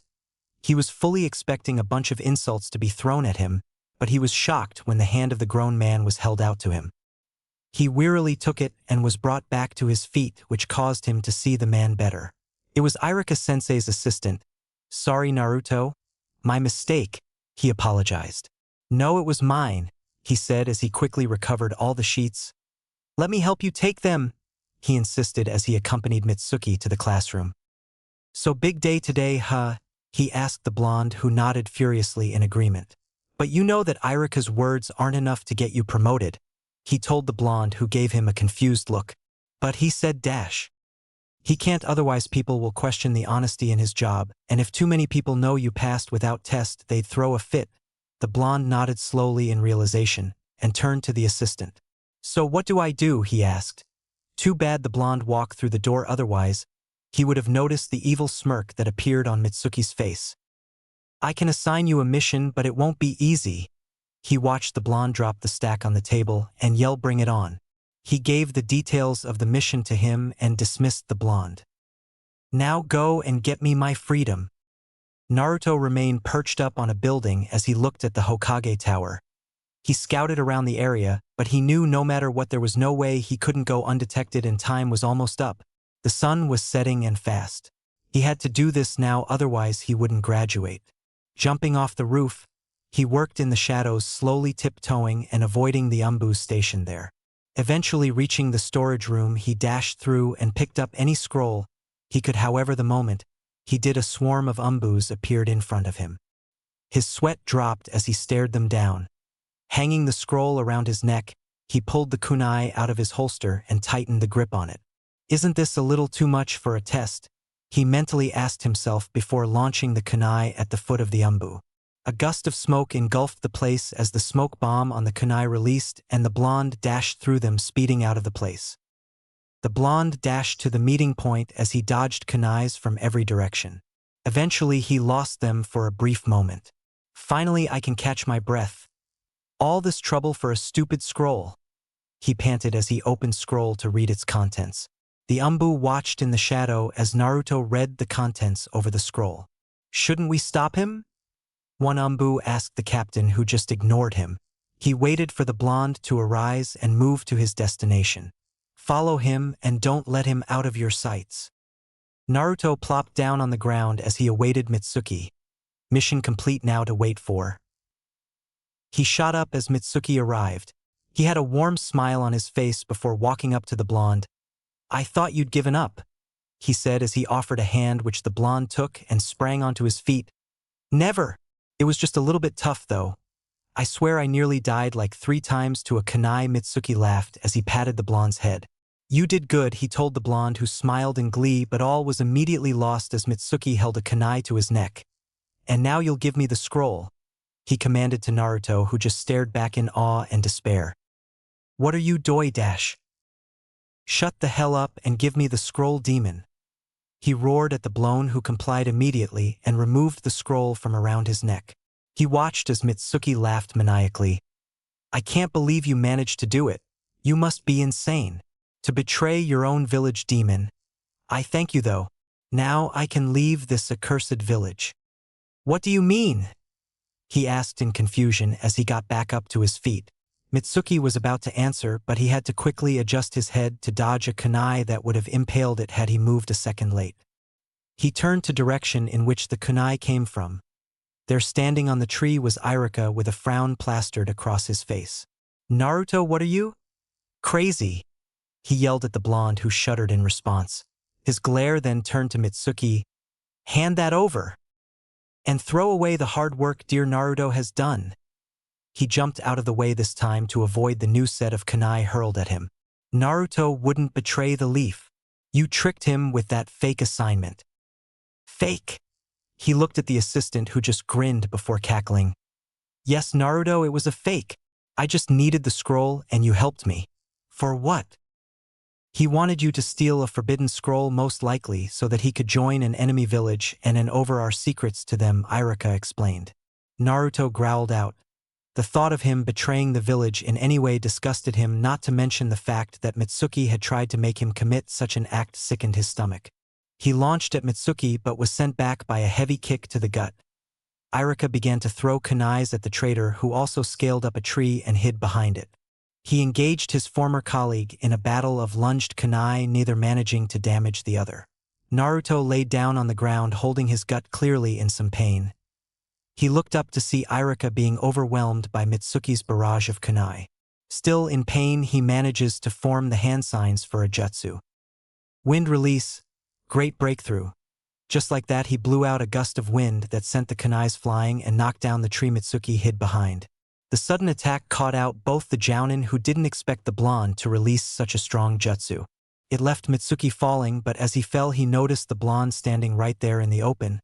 He could kill the blonde and then the other villages would have to accept him.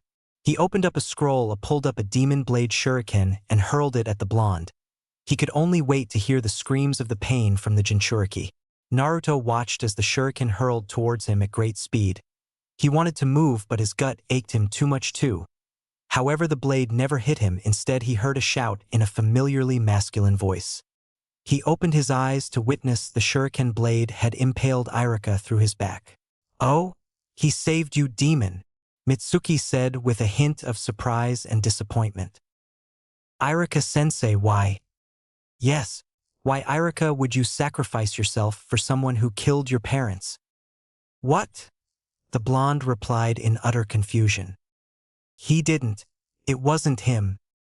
"Yes, you're right, it was the nine-tailed fox demon that occupies his body right now," Mitsuki commented, leaving his former colleague enraged. "You fool. Shut up." He didn't dash. Irika failed to continue his sentence before passing out. "Sensei!" the blonde screamed out as he held the man in his arms. "Looks like it's a family tradition," Mitsuki commented as he picked up the scroll and began to walk off, but he met a kunai which he dodged from the blonde. "I'll kill you," he uttered in a demonic voice, as his eyes had slits in them and became red orbs. Forming some hand signs, Mitsuki witnessed about 150 more Narutos appear. "What is this?" he asked in fear, his body shuddering and his head spinning as he realized there was no exit.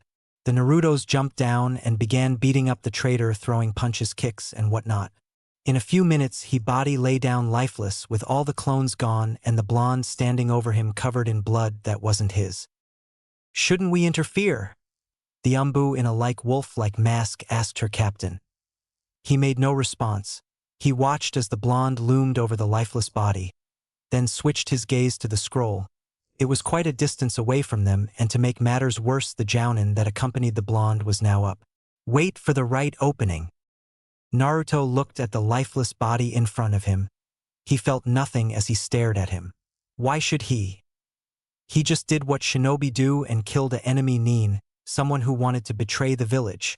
Someone who nearly killed his sensei. He had nothing to be worried about. "Naruto, what have you done?" The voice of Irika brought him out of his thoughts. Turning to his sensei, he dashed to him, but the pathway was cut out by Hiruzen. "Old man."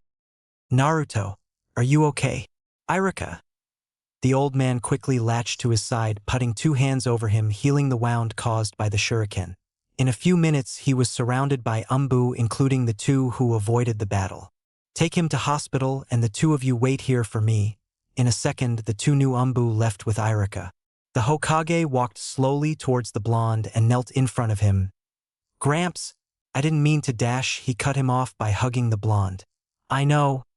Irika told me before he came chasing after you." "I'm sorry," he whispered, but Hiruzen instead gave him a headband. "Don't be. You did what all shinobi must, and for that here you go. Keep it well." A small smile appeared on the blonde's face. He backed away from the blonde for a brief moment and signaled the Umbus to follow him. "Dispose of the body and bring the scroll back." The two watched as the Hokage and the blonde disappeared into the forest. "Hurry and copy the details of the scroll." "I'll dispose the body," the captain told his subordinate. The captain watched as she went to do his command. He looked at Mitsuki and grinned. How ironic, the one who led them would die to the person he despised. He formed some hand signs intending to burn his body when suddenly he felt a pair of hands grasp on his feet. He looked down to see Mitsuki. He probably couldn't talk because the blonde had hurt him so bad. "Don't think about it," he managed to get out. The two stared at him in disgust and disappointment. "Good work, Team 7.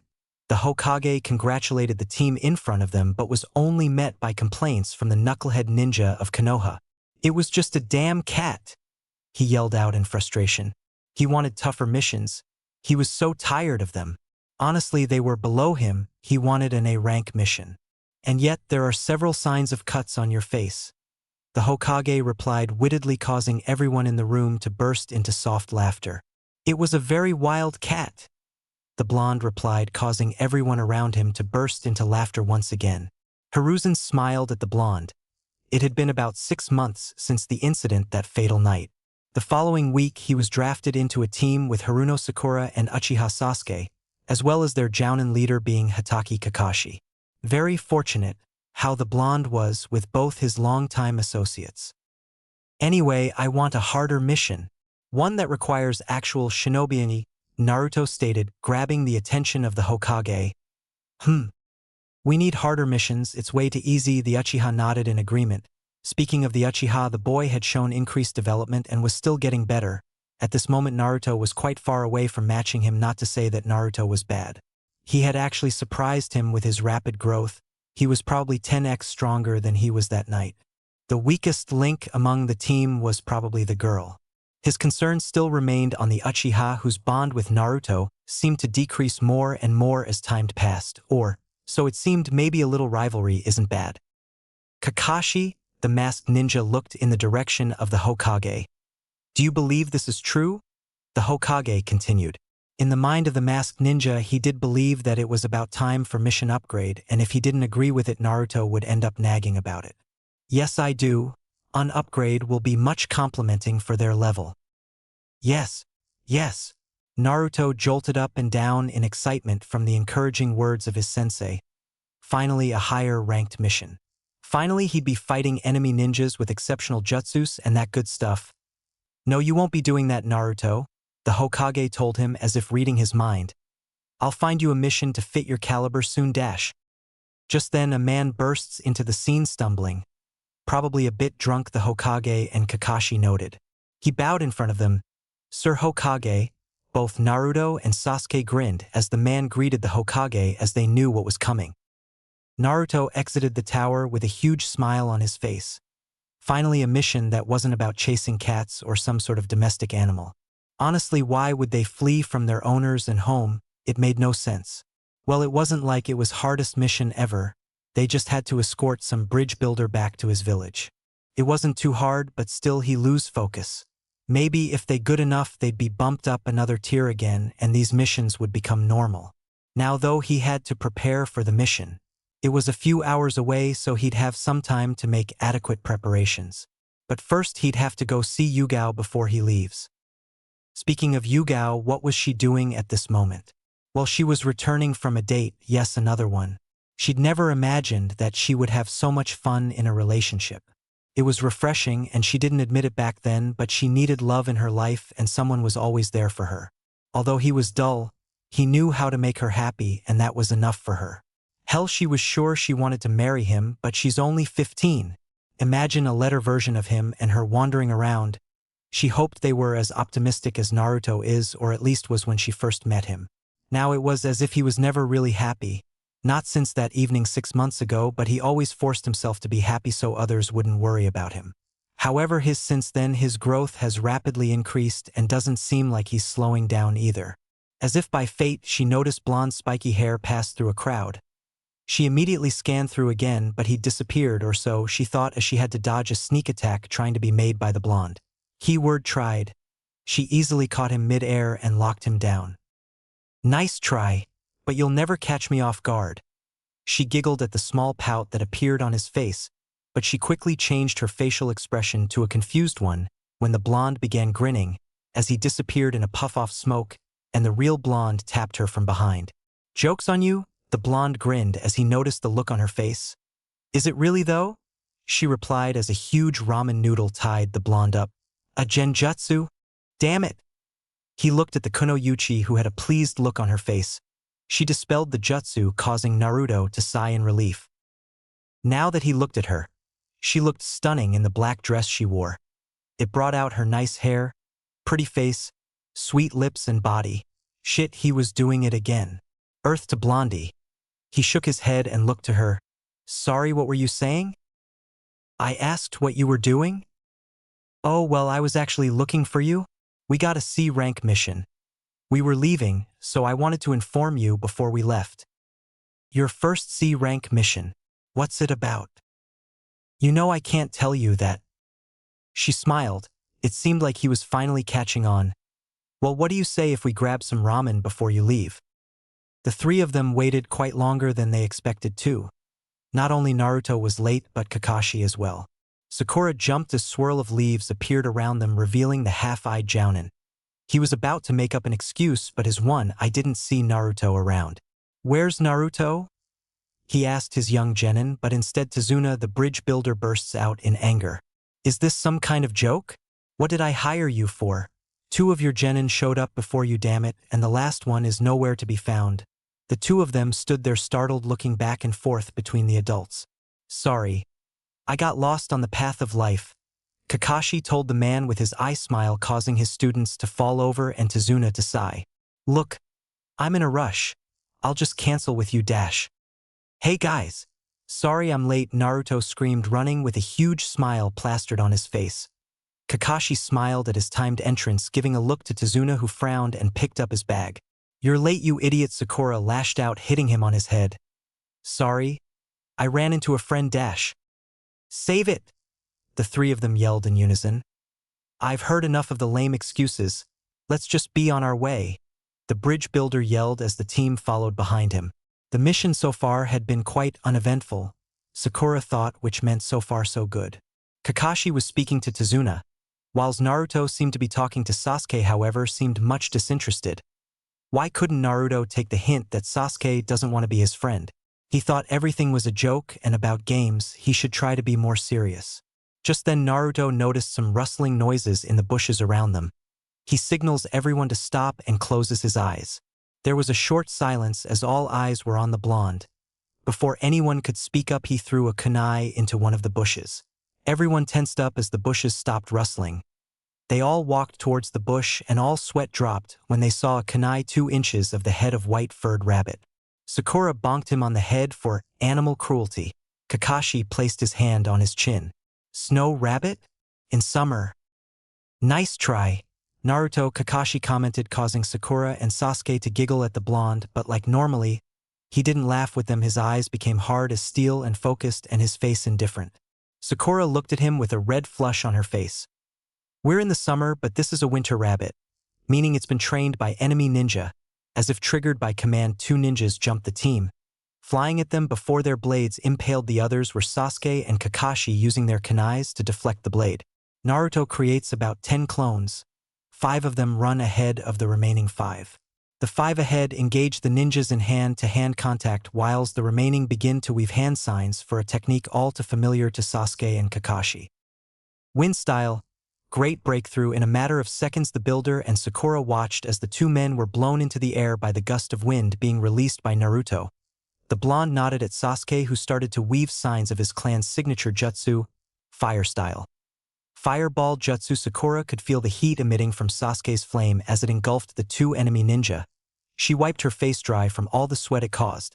Kakashi watched as the 2 ninja fell from the sky with their bodies turned to crisp by the duo. Sakura nearly threw up at the gory sight in front of her. 2 people who were just alive minutes ago turned to crisp in front of her in a matter of seconds. Are you okay, Sakura-chan? She nodded slowly as he helped her up to her feet. She looked into his face that moment. It was hard but still soft and caring. Her face flushed when their eyes met. He grinned at her, receiving a heavy punch from her. Ow, he moaned as the whole team gathered around. I think you got some explaining to do, Kakashi asked Tazuna. The bridge builder began to reveal the truth to them. Meanwhile, Naruto could feel his breathing become ragged and his eyes beginning to shut themselves. So basically this mission just got bumped up, Naruto asked once again in his hyperactive mood. Kakashi confirmed this with a small nod, but he noticed something was off about Naruto. Naruto, are you okay? Of course I am. Naruto waved them off, causing Kakashi to catch a glimpse of a kunai wound on his hand. No, you're not. You've been cut and poisoned. He watched the blonde's face go from cheerful to distraught in a matter of seconds as he scampered back and forth around the place. Finally calming himself, he stabbed himself in the hand with a kunai. For a moment, everyone stood in awe at the cool scene they'd just witnessed. Well, it was cool and all how you got rid of the poison, but if we don't get you patched up, you're gonna bleed out and die. Naruto's face paled up as his body began to tremble, and within a second everyone had forgotten how cool he was. Typical, he told himself as Kakashi bandaged his wound. Kakashi finished dressing the blonde's wound and gave him a look before getting up to attend to his other students. Yep, he totally gave me the don't think you're immortal look, Naruto said as he sighed to himself. I apologize for getting you wounded, Tazuna told the blonde as he sipped from his bottle. It's nothing I've been through worse. Besides, it's self-inflicted. I guess so, the bridge builder replied. Breaks up, we have to be quick on our feet. Naruto sprung up as soon the one-eyed Jounin commanded. A few hours later, the man and his escorts were nearly at the destination according to the man due to a certain blonde who kept on immaturely asking if they had arrived yet, probably just to spite everyone. Nothing really changes on from here. The Zabza versus Team 7 is practically the same, so let's fast forward to the final battle on the bridge. I want the story to pick up the pace as it's a bit slow now, so forgive me if I don't include detailed writing of everything that happened in the manga/anime. Naruto and Sasuke were trapped in that jutsu the woman weaved. She proceeded to hurl kunai at them from every glass mirror. They did their best to avoid them. It was quite a task though, even with Sasuke's Sharingan. In a matter of seconds they were hit by an incoming wave of kunai, unfortunately getting impaled by a few. Naruto looked at mirrors. How could he defeat this jutsu? Maybe the answer lied in raw force. Something so strong it shattered the mirror, but what? What about the blast with the Kyuubi chakra? Yes, it would probably destroy it easily, but it could in turn give him control, or I go berserk. You're not wrong. Weak jutsu like this wouldn't be a challenge. It just depends on if you want to die or live. The words of the fox echoed in the back of the blonde's mind, and after taking a glance of the Uchiha he knew what needed to be done. He backed into the Uchiha, catching a kunai that was aimed for his head. I've got an idea to destroy everything, Sasuke nodded, as he flung his own kunai, deflecting the opposing one from the blonde. Well then, what do I have to do? Nothing, just cover me. I'll handle the rest myself. He wanted to retaliate, but assessing the situation he was nearly out of chakra, and his eyes hurt from the use of the Sharingan, he'd have to trust whatever Naruto had planned. Whatever, loser, Naruto smiled as he closed his eyes and formed a diamond with his fingers, with the index and thumb of each hand touching each other. Sasuke stared back in confusion, but shook his head, dispersing those thoughts. Right now it was him versus the kunai. Naruto couldn't see anything, but he could hear several clangs of kunais being deflected. In his mind, two orbs with tubes connected glowed, one orb red and the other blue. He began to focus more on the red. It was as if he watched himself receive the chakra in third person, then as if on cue the fox glowing in an orangish-yellow color swallowed him and everything was dark. In real time Sasuke was almost of breath from dodging, deflecting, and even taking blows himself, but he still held his head high. Your stamina was impressive, and so is your loyalty to your friend, but everyone's ends here. Suddenly there was a rumble and the bridge shook, managing to even wrong foot both Kakashi and Zabuza. Haku looked at the blonde, who now had red eyes instead of blue and sharp fangs as well as nails.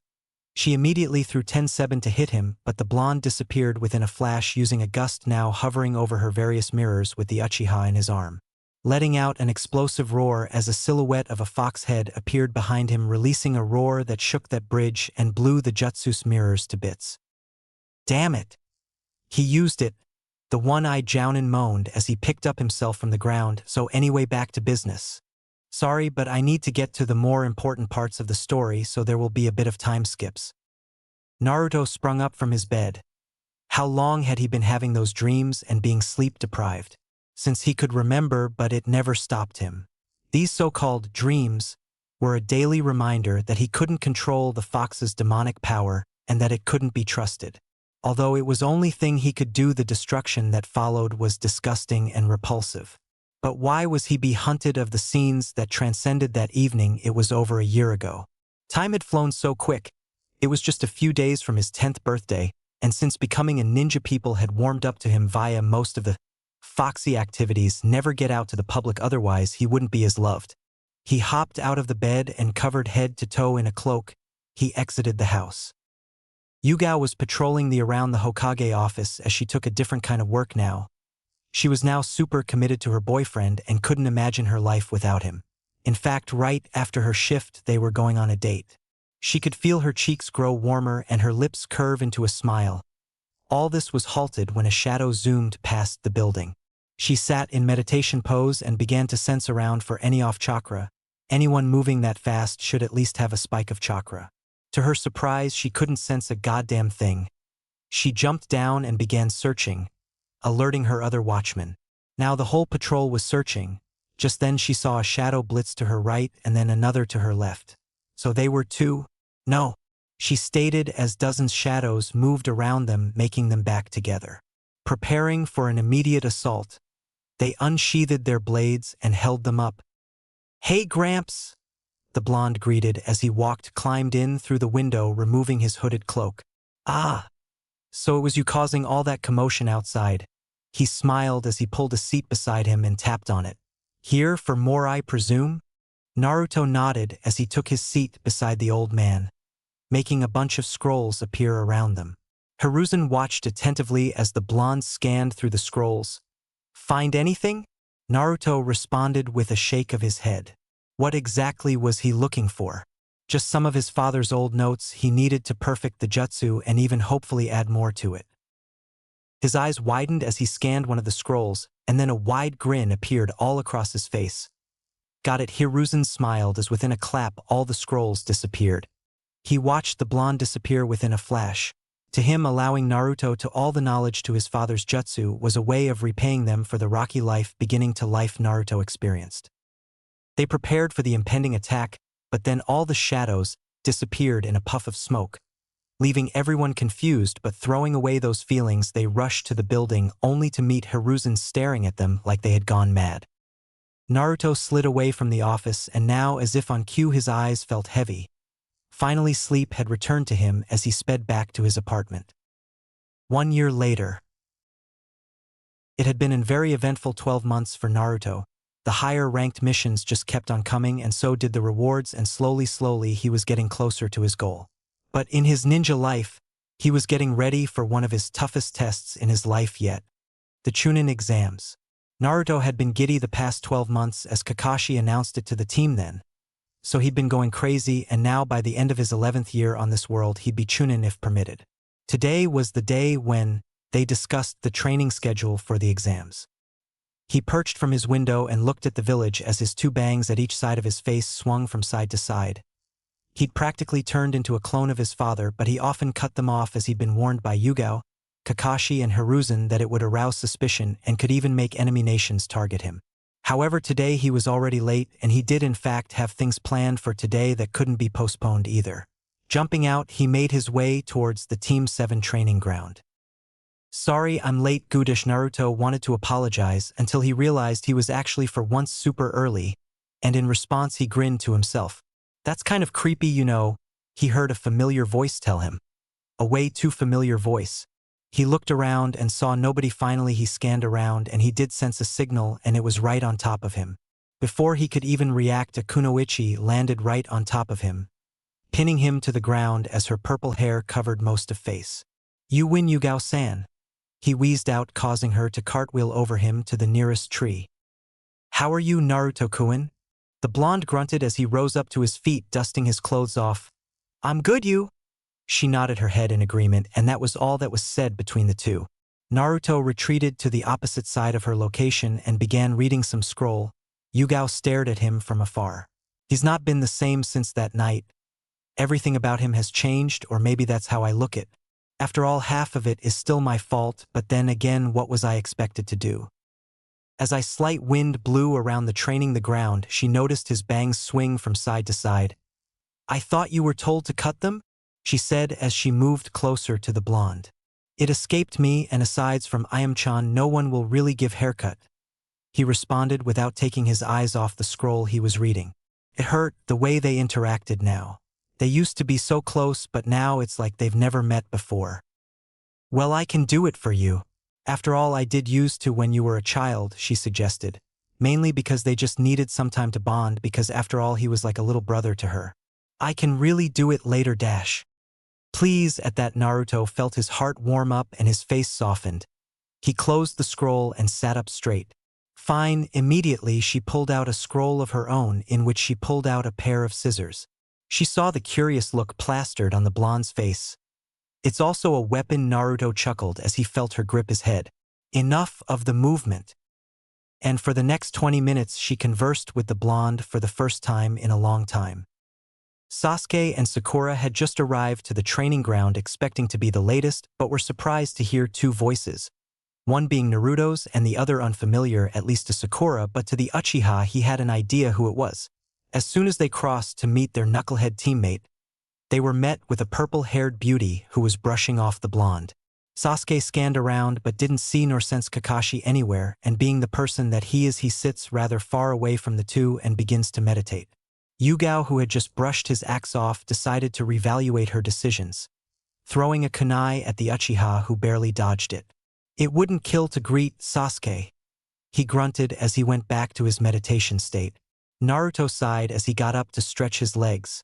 He noticed Sakura staring in their direction with hatred boiling in her. "Who the hell are you?" she said as she looked up to the kunoichi, who tied her hair in a bun and pulled out a staff from her scroll.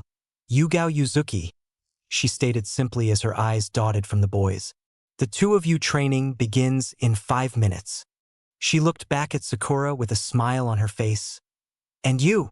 Sakura, who was taken aback by the change of the tone, so quickly stuttered her name out in response. "Oh, so you're Naruto's crush?" Her face reddened as the older woman teased her. "Yes, unfortunately. I'd rather be Sasuke-kun's crush." Yugao chuckled at that for looking in the direction of guilty party, Naruto. He was doing some jumps and skips at the moment. So the girl really does feel nothing for him. 5 minutes later, the three gathered around her. "Okay, I'm not sure if your captain told you, but he's very busy at the moment, so he asked me to take over your session today." They all nodded in agreement. "This isn't so hard. Why did Captain make it seem like they were uncontrollable brats?" "So then what will we be learning today?" Sakura asked her. "Teamwork. The three of you will have to render me unable to move to pass the test, and if you get past me, I'll pit two of you against the other." They all nodded and awaited further command. This resulted in them receiving a look of confusion from her. "What are you waiting for?" Yugao asked the three. "You haven't said start." Naruto informed her, making her look at them as if they were mad. "Does Captain Kakashi say start every time?" They all nodded, responding in a sigh as she said start, and the test began. Kakashi walked up to his training ground to see many of the trees and in fact the whole vegetation burnt, uprooted, or plain out destroyed. His eyes darted to his right as he caught what seemed to be a stray kunai. Looking to the right, he saw Naruto and Sasuke trying to team up to attack Yugao. And each attempt of an attack was easily blocked or dodged by the kunoichi, or the jutsus failed to connect. Naruto was hoping between the remaining trees in training ground. How were they going to land it? They couldn't even carve out a good opening. His eyes darted at his Uchiha teammate, who didn't look like he was done either. Kakashi felt a smile appear across his face. His expression changed as he looked to see his only female student sitting with her back pressed on a tree. "Why are you sitting here?" Sakura looked up to her sensei. Surely he knew by now. Everyone knew. She wasn't any help to the team. She wasn't even sure if she should take the Chunin exams. "I wouldn't be of any help." Why do you think that?" Sakura was about to comment, but he cut her off. "Because you can't perform jutsus like them? It's true you've not got anything that you're special at, but you can be good at something as long as you work hard on it." Sakura nodded as she wiped her tears away. "You're right." Kakashi helped her up to her feet and whispered something to her. "You can ask the nice lady kicking our boys' asses. She's very skilled in a lot of areas." The two turned in direction of the fight. Naruto had created about 100 clones, each one launching attacks, but no matter the amount of chakra put into the wind jutsu, it didn't move Yugao. She'd used a staff and implanted it into the earth, preventing any of the gusts from moving her. Sasuke saw this and a wonderful opportunity. He too created a clone of his own, giving a signal to Naruto. And immediately the blonde dispersed every single clone. They done?" she asked as she slowly removed her staff from the soil. She couldn't see much because of the dust and smoke from the blonde's frequent gust attacks.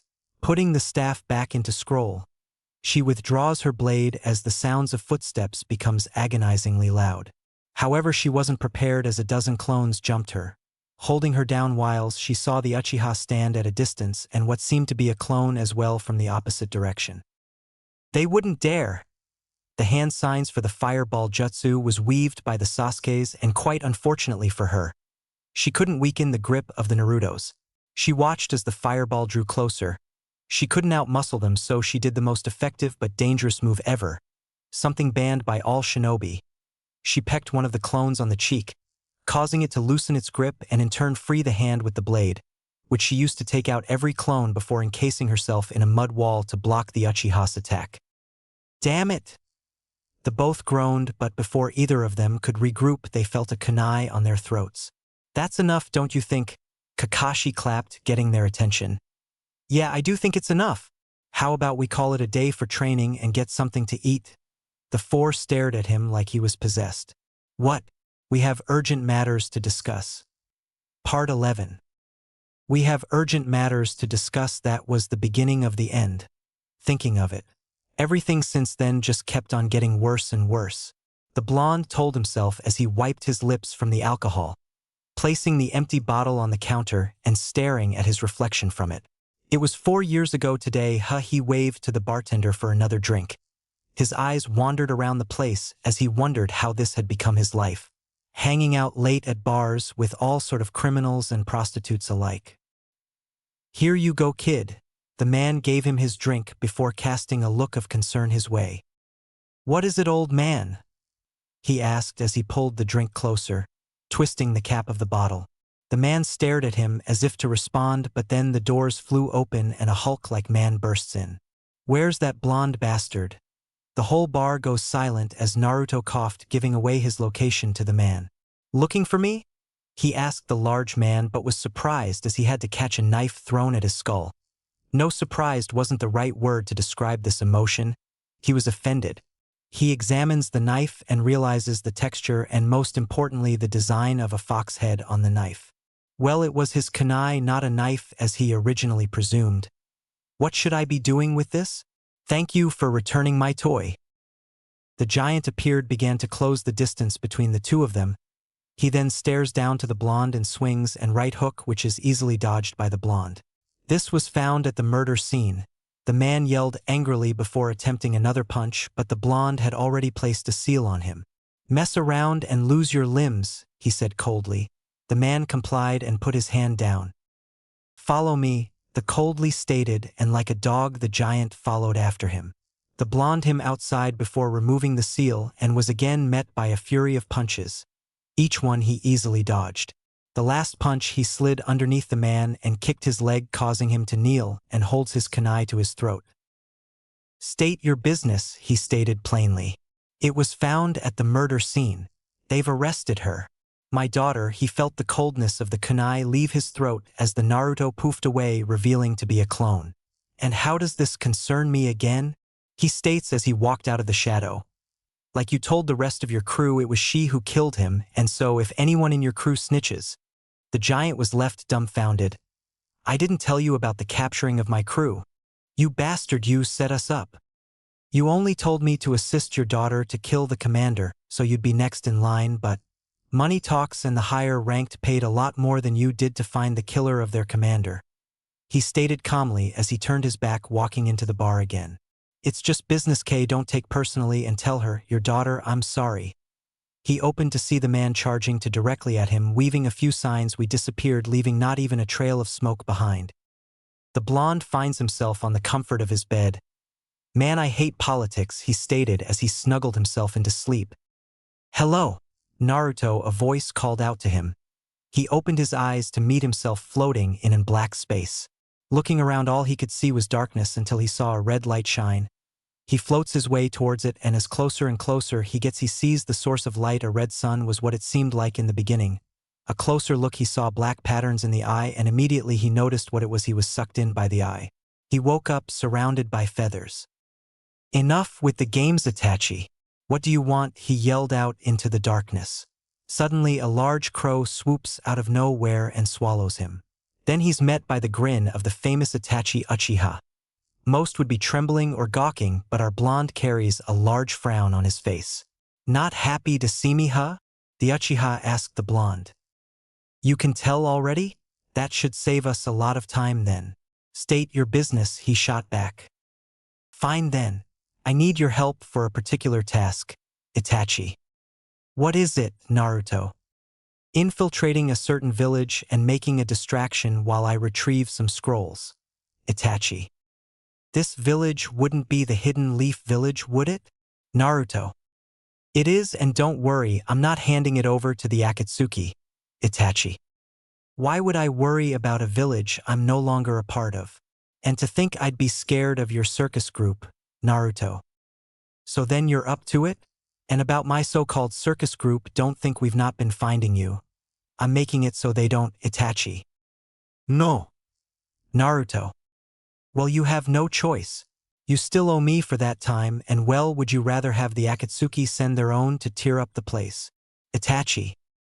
Growling at the last sentence, Naruto looked at the Uchiha. He wasn't lying. They could definitely do this, and innocents could die. However, if he was the one instigating the distraction, he could minimize death and losses. Yes, you could indeed minimize damage, Itachi spoke up as if reading his mind. I've left you a scroll with further details, but I must warn you, it won't be easy. There's a lot happening that day. There's a big meeting to celebrate the Umbus, as well as the collaboration between the Sand and Leaf. Such he will be there. Two Jinchurikis at one place seems rather convenient for the circus. How are you sure they won't catch wind of it? Naruto. You're the only Jinchuriki going to be present. The one tail was captured a while ago, Itachi stated plainly, much to surprise of Naruto. Your friend is still alive, so don't look so mortified, but it was only through sacrifice from another. But enough about that. It's in a week, so get ready, and also isn't it exactly 4 years since it happened? If you're done, get me out of here, Naruto stated to the Uchiha, who grinned at him. If you actually thought you could ignore them and the past forever, you are a bigger idiot than I thought. Now you would have seen that this world works in an engineered motion. You were always going to meet them, and now they will also meet you. This new version of you, in which he kills, frames and manipulates just to cash in a bag. The blonde spat the words of the elder Uchiha. You think know everything about of me? You know nothing. Now release me or else. At the end of the blonde's statement, his blue eyes sharpened and turned crimson. Okay, Naruto, I hope for the best. For your sake. And with that, the blonde arose with his bed soaked, probably from what he hoped was sweat. In his hands a scroll, just like Itachi stated. It was a detailed map of infrastructure of the Leaf Village with all the Umbu routes and village blind spots. If an enemy village had hold of this, they could easily destroy the Leaf. Information leaks like this is what caused the incident 4 years ago, he told himself. Well then I guess I better start getting ready, he told himself as he took out his all-black ninja wear, but it had some cuts in it from his previous scrap. Guess I'll fix this later, he noted, tossing it aside. He proceeds to open a box containing a bunch of kunai decorated with the fox symbol with them, and others with his father's mark on them. On top of them a fox mask with 3 whiskers. Guess it's back to the Leaf. At the Leaf. So then reinforce the whole goddamn village in the next week. Tsunade yelled out her instructions to Umbu officers, who disappeared in a flash. Not easy, is it? A silver-haired man spoke up from the door. The Hokage growled at him. What would you know about it? And where have you been? Paying some homage, he stated, and with the eyes of the Hokage softened. She didn't even notice it was already that day, since the incident 4 years ago, when the Leaf lost its sunshine, when she lost her grand kid. Yugao-san. Lady Tswanda wants to see us. A pink-haired girl yelled out to a purple-haired kunoichi, the one and only Yugao. I'm coming. Just a few more minutes. Go without me, she stated to her junior, Sakura. She shot her a quick glance before making her way to the Hokage office. Yugao saw the look of Sakura towards her. Why couldn't she understand? She couldn't just stop without doing this. It felt wrong, criminal, absurd. Don't worry, Sakura, she'll be fine. She's always like this around time, so be patient with her. You know how much he meant to all of us. To her. Sakura nodded to the words of Sasuke. Of course he'd know more than everyone, they were essentially brothers. We'll permit her tardiness just for today, Tsunade said as she looked at the 3 now in front of her. Kakashi, Sasuke and Sakura. As the 3 of you know, next week we have a very busy event, and that means defense and security will have to be tight in case immigrants and rogues try to mix up with the people of the Sand. And as a fix, we'll have to hold Umbus at all borders. Sasuke, I leave you to organize the groups and their patrolling path. Kakashi, you do the same, but for the area of the main event, and Sakura, you will order the medics just in case of anything. Sure, my lady, but who would be crazy enough to attack during such a big event, especially when they know it's going to be tight? Sakura asked and was quickly answered by Sasuke. Crazy people. Sorry I'm late, Lady Hokage, Yugao said as she entered the room. All eyes shifted to her as everyone greeted her. Don't worry. You're always early, so you're forgiven. The others will fill you in later, but let me inform you of your duties for next week's events. You'll be assisting Kakashi in his. Next week is very important, you guys. It will display our power or weakness depending on the outcome. Everyone nodded with a serious look plastered around. We will not fail you nor the village. And with that, the assembly had been closed. Sasuke headed out early and was followed immediately by Sakura, leaving the two grown-ups alone. So, you visited the place? Kakashi asked. The kunoichi nodded in response to his question. What about you? The silver-haired man gave a slow nod, causing her to smile back at him. With Naruto. This new suit better last longer than the previous one or else. This new suit had all black color with a hoodie over it and a large orange stripe down the middle. He wouldn't say it out loud, but he liked everything about his new armor. Already feeling nostalgic, aren't we, Naruto? The demonic fox spirit himself spoke out to the blonde, whose face immediately became a frown. What do you want? How rude. I only came here to pass on a little advice. Don't trust Uchihas, they're bad for our health, especially our mental health. The fox ended with cackling laughter. The day before the event. Naruto stood outside the village gate in a few trees. He examines the map extensively. There are no immediate entrances, since I assume they would have already be set up. Fortunately for him, a few villagers, if he had to guess farmers or traders, seen this an opportunity. He drops a kunai in a pot. As soon as they make it into the village, he teleports to the kunai. Phew! Imagine if they hadn't showed up, would have had to do something crazy. Naruto looks around bewilderment. Nothing had changed, but everything still felt brand new to him. Before he could indulge in any sight, seeing a certain crow flies in front of him. So he's here already, huh? He snaps out of his gaze and scales up the wall. Now he has to locate each corner of the border and place a special seal at each side.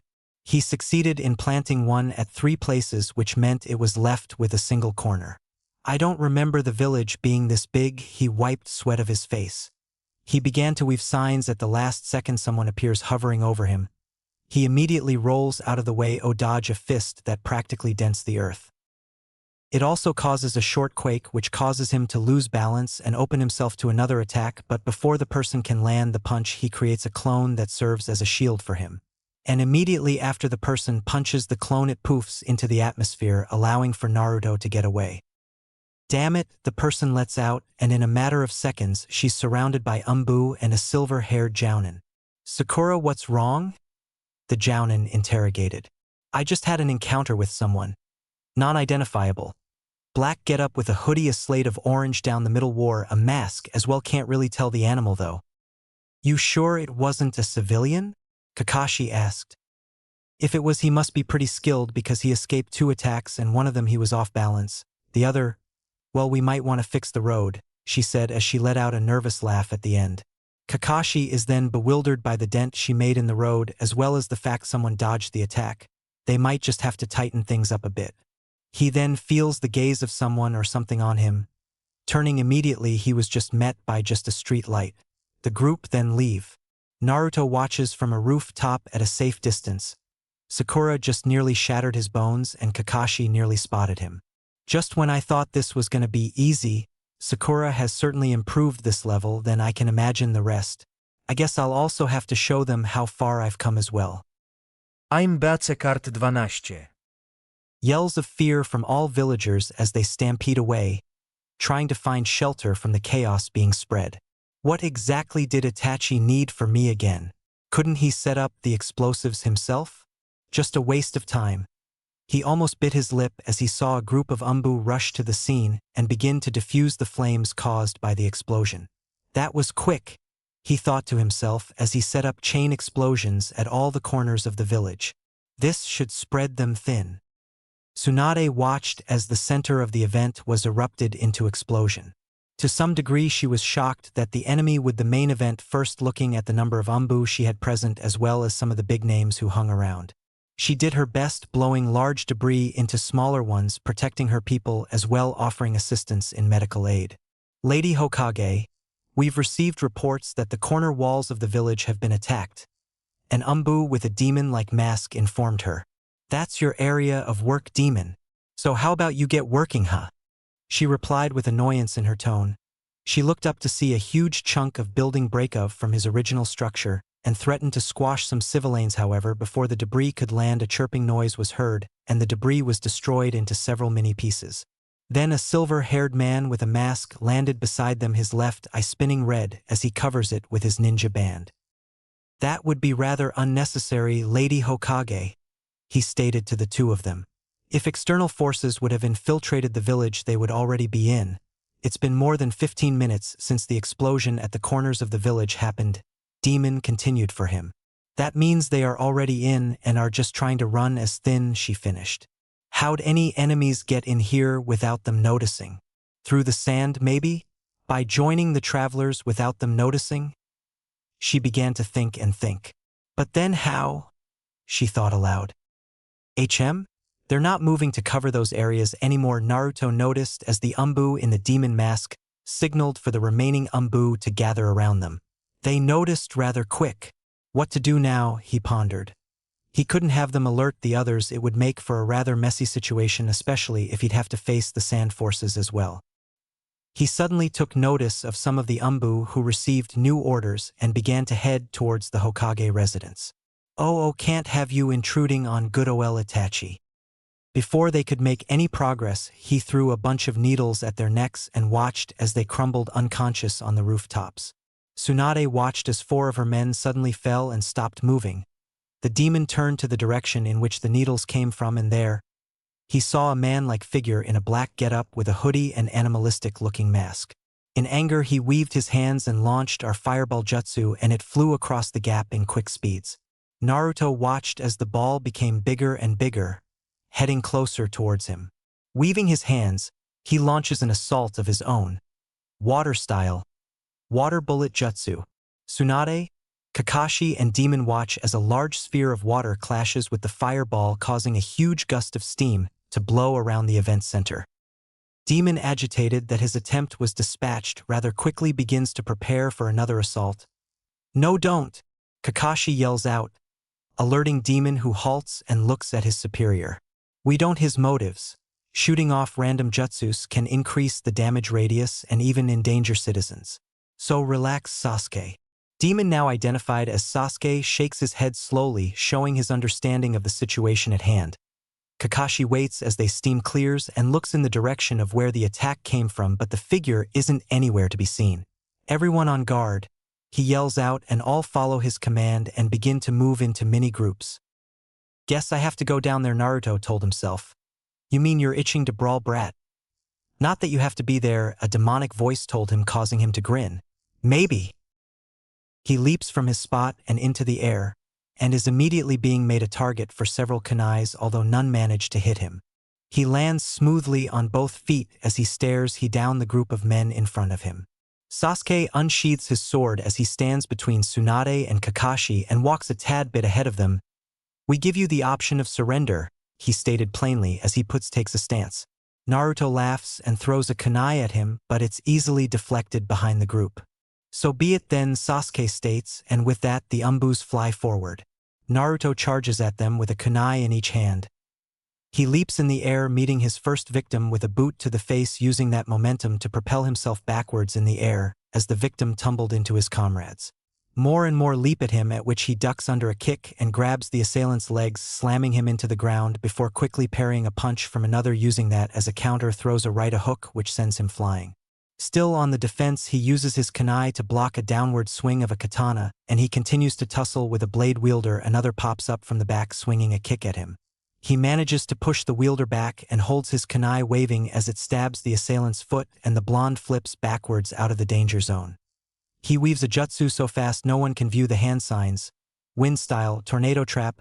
He engulfs the rest of the Umbu in a tornado and creates 2 clones beside him. One shoots a water bullet into the air, and the pressure from the tornado bursts it, causing a little drizzle which takes effect in the tornado, and the final clones fires a lighting style which ends up mixing up with the water to incapacitate the Umbus.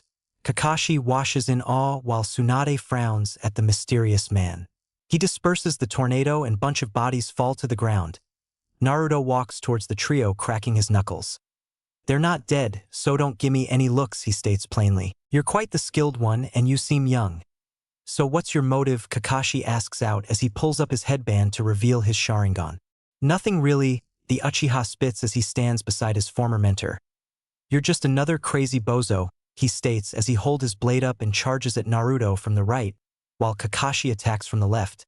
Smiling behind his mask, the blonde begins to dodge his assailant's attacks, but that was proving a tad bit tricky. Even trying to counter was difficult. Their attacks were fluid and left almost no blind spots. He jumps onto a building, running up it as they chase after. He tosses a kunai at them, which they move apart, creating a gap which the kunai flies through, but then he's nowhere to be seen, and before either of them can assess what happens, he appears between them, split kicking them. He watches as they both fall but manage to land safely with the help of the buildings. However, before they can recover, he attacks with one of his clones and is now on the offensive. He was lighting kick with his attacks, but with the help of the Sharingan, Kakashi and Sasuke were easily maneuvering these attacks. Naruto swings at a right hook at Sasuke, who ducks under it, sweeping him down with a kick and slamming a fist down his gut before propelling him into the sky, and then a chirping noise heard and in his hand lighting engulfs it. Chidori. He yells as he leaps towards Naruto with speed, but he isn't going down easy as Naruto spins mid-air, forming a sphere in his palms. The clash creates a mini explosion which almost blows away Kakashi and Tsunade but destroys the clone. Naruto jumps out of dust created by blast and lands on top of a building. Sasuke also appears standing as it clears, the two staring down each other. Sasuke's mask shattered at the eyes whilst Naruto's hoodie is blasted to reveal his Fox Max with yellow hair. Damn. Forgot how much that shit hurts. He looks down at the trio and catches a kunai that flies at him from behind, but before he could recognize the tag on it, it explodes, leaving him free falling until he's met with a kick from a Yugao right into the wall of a building. Before he can even regain his bearings, his body is held in place by the shadow possession jutsu and he meets the grin of Shikamaru, his old classmate. And then Sakura jumps out, receiving a kick-up boost by Yugao, pulls her hand back to ready her punch, but before she could strike, he disappears again into thin air, this time appearing behind the original trio. Tsunade, Kakashi, and Sasuke. Behind you! Shikamaru yells as Naruto throws another kunai with a tag towards them. It lands just in front of them, engulfing the little radius around them with a seal, making them immobile. Any of you try it and boom, he states as he gasps for air. The rest of them stay put, watching the masked man. Naruto puts his guard down and is immediately graped by what seems to be white hair tying up his fingers. He tries his old tricks, but is unable to change his location as he keeps returning to the same place. Looking below him, he sees all his kunai at his feet, and he sees a huge figure walking towards him and his arm a swirling blue sphere which is then drilled into his gut, knocking him unconscious. Perfect timing, Master Jiraiya. Kakashi barely gets out as sweat drops down his face. The kunai is ripped from the ground and the tag is torn, disabling the jutsu. Kakashi and Sasuke collapse onto the ground and Sakura rushes to the two of them, and she and Tsunade give medical attention. Seems like a war brook loose, and to imagine one person defeated so many high-level umbus, as well as holding his own against Kakashi and Sasuke, Ino spoke terrified as she looked at the culprit, who lay down on the ground. What's more scary is they're all just knocked out. Meaning he held back, Niji stated as he appeared from a rooftop with Hinata, Lee, Tenten and Kiba beside him. Really now, Jiraiya says as he looks at the battlefield with various umbus scattered around. Very impressive, he says to himself, looking down at the culprit. He draws closer to him in an attempt to unmask, but as soon as he stares into the mask, a pair of deep crimson slits stare back at him and gust of chakra is released. Menacing cackling can be heard as Naruto pulls himself up with a wide grin. Immediately he leaps, he forms a dent in the ground as in a split second he appears in the center of the sky. Weaving a few hand signs, a huge fox head appears to surround the blonde and gives a cackling smile. The crew below stands in awe as a dark purple sphere is formed in the air. Before he can fire it, he's engulfed in sand. However, the sand is no match for the blonde as the sphere easily bypasses it, heads down towards the event center. Everyone there could only watch, but before the sphere can hit Kamui, a whirlpool-like rip in the sky slowly but effectively swallowed it up, and everyone turned to look at Kakashi, whose Sharingan eye was bleeding profusely and finally collapsed from exhaustion. Naruto, still in a rage, watches from below before he witnesses a red-eye crow fly beside him and whisper one word to him, sleep. He falls to the ground in a matter of seconds, has several chakra blocking tags placed on him, putting him down for good. Jiraiya walks towards the blonde just as Gaara and his siblings land beside him. I've felt this before. Is it? He doesn't respond as he sees a nod from the Great Toad stage. Take good care of our old friend. They'll be coming soon. A voice tells them. A voice much recognizable to Sasuke than everyone else. Itachi, show yourself. You coward. Itachi laughs at his brother demands. I have better things to do, Sasuke. Old friend? What are you talking about? Yugao stated into the distance, taking the attention from Sasuke. Unmask him and see for yourself. I'll be off now. Suddenly everyone surrounded the body of the assailant. Sasuke walks up to the body and kneels beside it. During this time Jiraiya, already knowing who it was since he threw that first attack, walked away from the group and stared at his student's sculpture from the ground. Sorry, Minato, I messed up, he whispered. Gasps could be heard from the group by him, and mostly noticeable a roar of anger and frustration. No, it was pain from Sasuke. Part 13. Trying my best to spam out chapters before I go back to school again on Sunday. He's been like that since he woke up, refusing to eat, drink, or communicate, Tsunade informed Jiraiya as they looked at the blonde from above. He had been chained up ever since he was captured and sent down here. It was just a few hours ago until he was unchained and allowed to move around to loosen his bones. He continues to give quick glances at the two of them, something both noticed but haven't gotten around acting on it. We'll have to get information the good old-fashioned way then, he told her as he cracked his knuckles. Tsunade immediately pulling him back. Don't you try it? Jiraiya scoffs and loosens her grasps on him. Might I remind you, he's a rogue ninja one. He assaulted the leaf too. He nearly blew everything away. She shot back a stern look at Sage. He attacked us and guess what? Nobody was severely injured, and I know that isn't anything to write home about, but I think you and I both know he wouldn't kill a bunch of innocents. How would you know? He could have changed within 4 years, Jiraiya argued back. If he wanted people to die, don't you think he would have targeted only the center of the event, rather than try to spread us thin? He was being manipulated. She ended with a rather soft tone and continued. But if anyone could get to him, it's probably you. So you can't lose faith in him. Memories of the time Jiraiya and the boy spent together flashed through his head. She was right, he couldn't just give up on him but to attack his former home. It reminded him of that snake. He betrayed everyone and their friendship for greed and corrupt power. He wouldn't let that happen to Naruto. No, it would never happen to him. You're right. I'll talk to him first, but if that fails.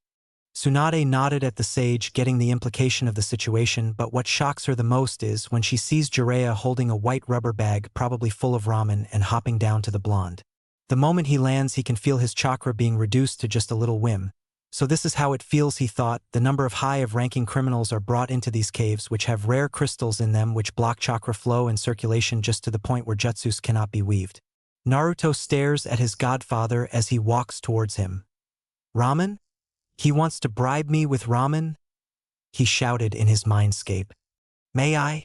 Jiraiya asked as he sat down on the ground to join the blonde. He examined the blonde for the first time in 4 years. His hair was almost the same if not identical to his father's own. On his face he still had those whiskers apparent, and his blue eyes, nothing had really changed, just the fact he'd gotten taller. Want some? The sage offered to the blonde, who looked away originally but after a few seconds looked back at it. How do I know it's not poisoned? He asked as he closed his eyes to meditate. Good question. You can trust me that it's not poisoned, he assured the blonde, who laughed. Yeah, sure, he thought. There were a few minutes of silence before the sage decided to speak up again. Why did you attack us? Naruto, for the first time in a few minutes, looked at the sage. You think that was an attack? He laughed. I have no reason for attacking the village. He emphasized on attacking and closed his eyes again. That's interesting. Well, you better think up a reason, kiddo. Why's that? Naruto shooting his first question at the sage. Otherwise you'll be heading over to Danzo. Naruto broke into tears of laughter, eventually pulling himself together. I'd kill him, he stated coldly and plainly. But fine, let me play your game. I'll tell you guys why on one condition. Jiraiya walked back up to Tsunade, who shot him a look. Well, how did it go? She desperately needed his response. Fine. Just a crazy demand, he stated as he started to walk out. He was just the distraction, Tsunade sighed as she knew the plot is just slowly being revealed. What did he say he wants? Jiraiya stopped walking and laughed. Nothing. Yugao sluggishly walked into her room. What fucking kind of day was this, she thought as she threw herself onto her bed. He was alive and well, you know. He was fine, but on the other hand he attacked the village. He nearly destroyed all of them, but it does not seem to affect her. The last part, she's just glad he's back. I mean, is that really Naruto? I mean, of course it's him, but it's not. Naruto loved the village, so why would he then attack? Something didn't add up. She groaned mentally. All this was giving her headaches. She hugged pillow as her eyes felt heavy. I have to talk to him myself. Naruto, meanwhile, had been summoned to the council. Naruto Uzumaki, one of the council women, yelled. Namikaze, you forgot that part, he stated plainly. Such stubbornness caused the members to whisper. You think you can disgrace the name and legacy of your father? Danzo spoke up, glaring at the blonde. Naruto stared back with a smirk plastered across his face. Itachi sends his greetings. The speech of that name enraged Danzo. Naruto was suddenly being restrained by 4 umbus. Tsunade, why's he here? He asked, enraged. To decide the action going to be taken against him, Jiraiya speaks up from behind them. The room then becomes silent, and the meeting is then about begin until an umbu suddenly informs Tsunade about it. It anonymous, she says as the umbu beside reads out the letter. Dear Hidden Leaf, treat this letter with all seriousness. We require and demand the life of the Naruto Uzumaki. However you choose to inform of this letter him is up to you. We demand the boy alive, and your village will be spared from the onslaught of the Akatsuki and pain. Failure to comply immediately will result in a series of attacks. If you give him up, you'd be ensuring peace for your village and all the other nations. Lest you'd rather let him commit another homicide or make the tables be turned. All is up to you, the Akatsuki. The room goes silent as every member of the council begins to ponder. How'd they find out soon? There's no way they're giving up this boy to that group of mercenaries. But now they're all intrigued on the activities of the blonde during his 4 years' absence. I think it's safe to speak for everyone when I say, he has to be locked up as well as his mind interrogated. Danzo spoke up. The following silence that engulfed the room was a testament to their agreement. You won't be getting far with the interrogation, because I won't be telling you anything. Danzo and the rest of the council ignore his comment. I have a place where we should keep him. Very few people know about it. The council began murmuring. It was obvious that they didn't have full trust in him, and he was well aware of that himself, but if there were no other options they'd have to comply. Instead, how about setting me free and I disappear again? The council shot glares at him, most likely for talking without permission. Stop talking? Okay, I will, he comments. Then I'll assign some of my men to the job. Tsunade adds to the man's suggestion, which was not according to his plan. I have very capable men, yours will not be needed, he stated plainly at the female Hokage. Then I cannot motion for this plan, she says as she gets up from her seat, about to move out the door, signaling the umbus to bring the blonde along with her.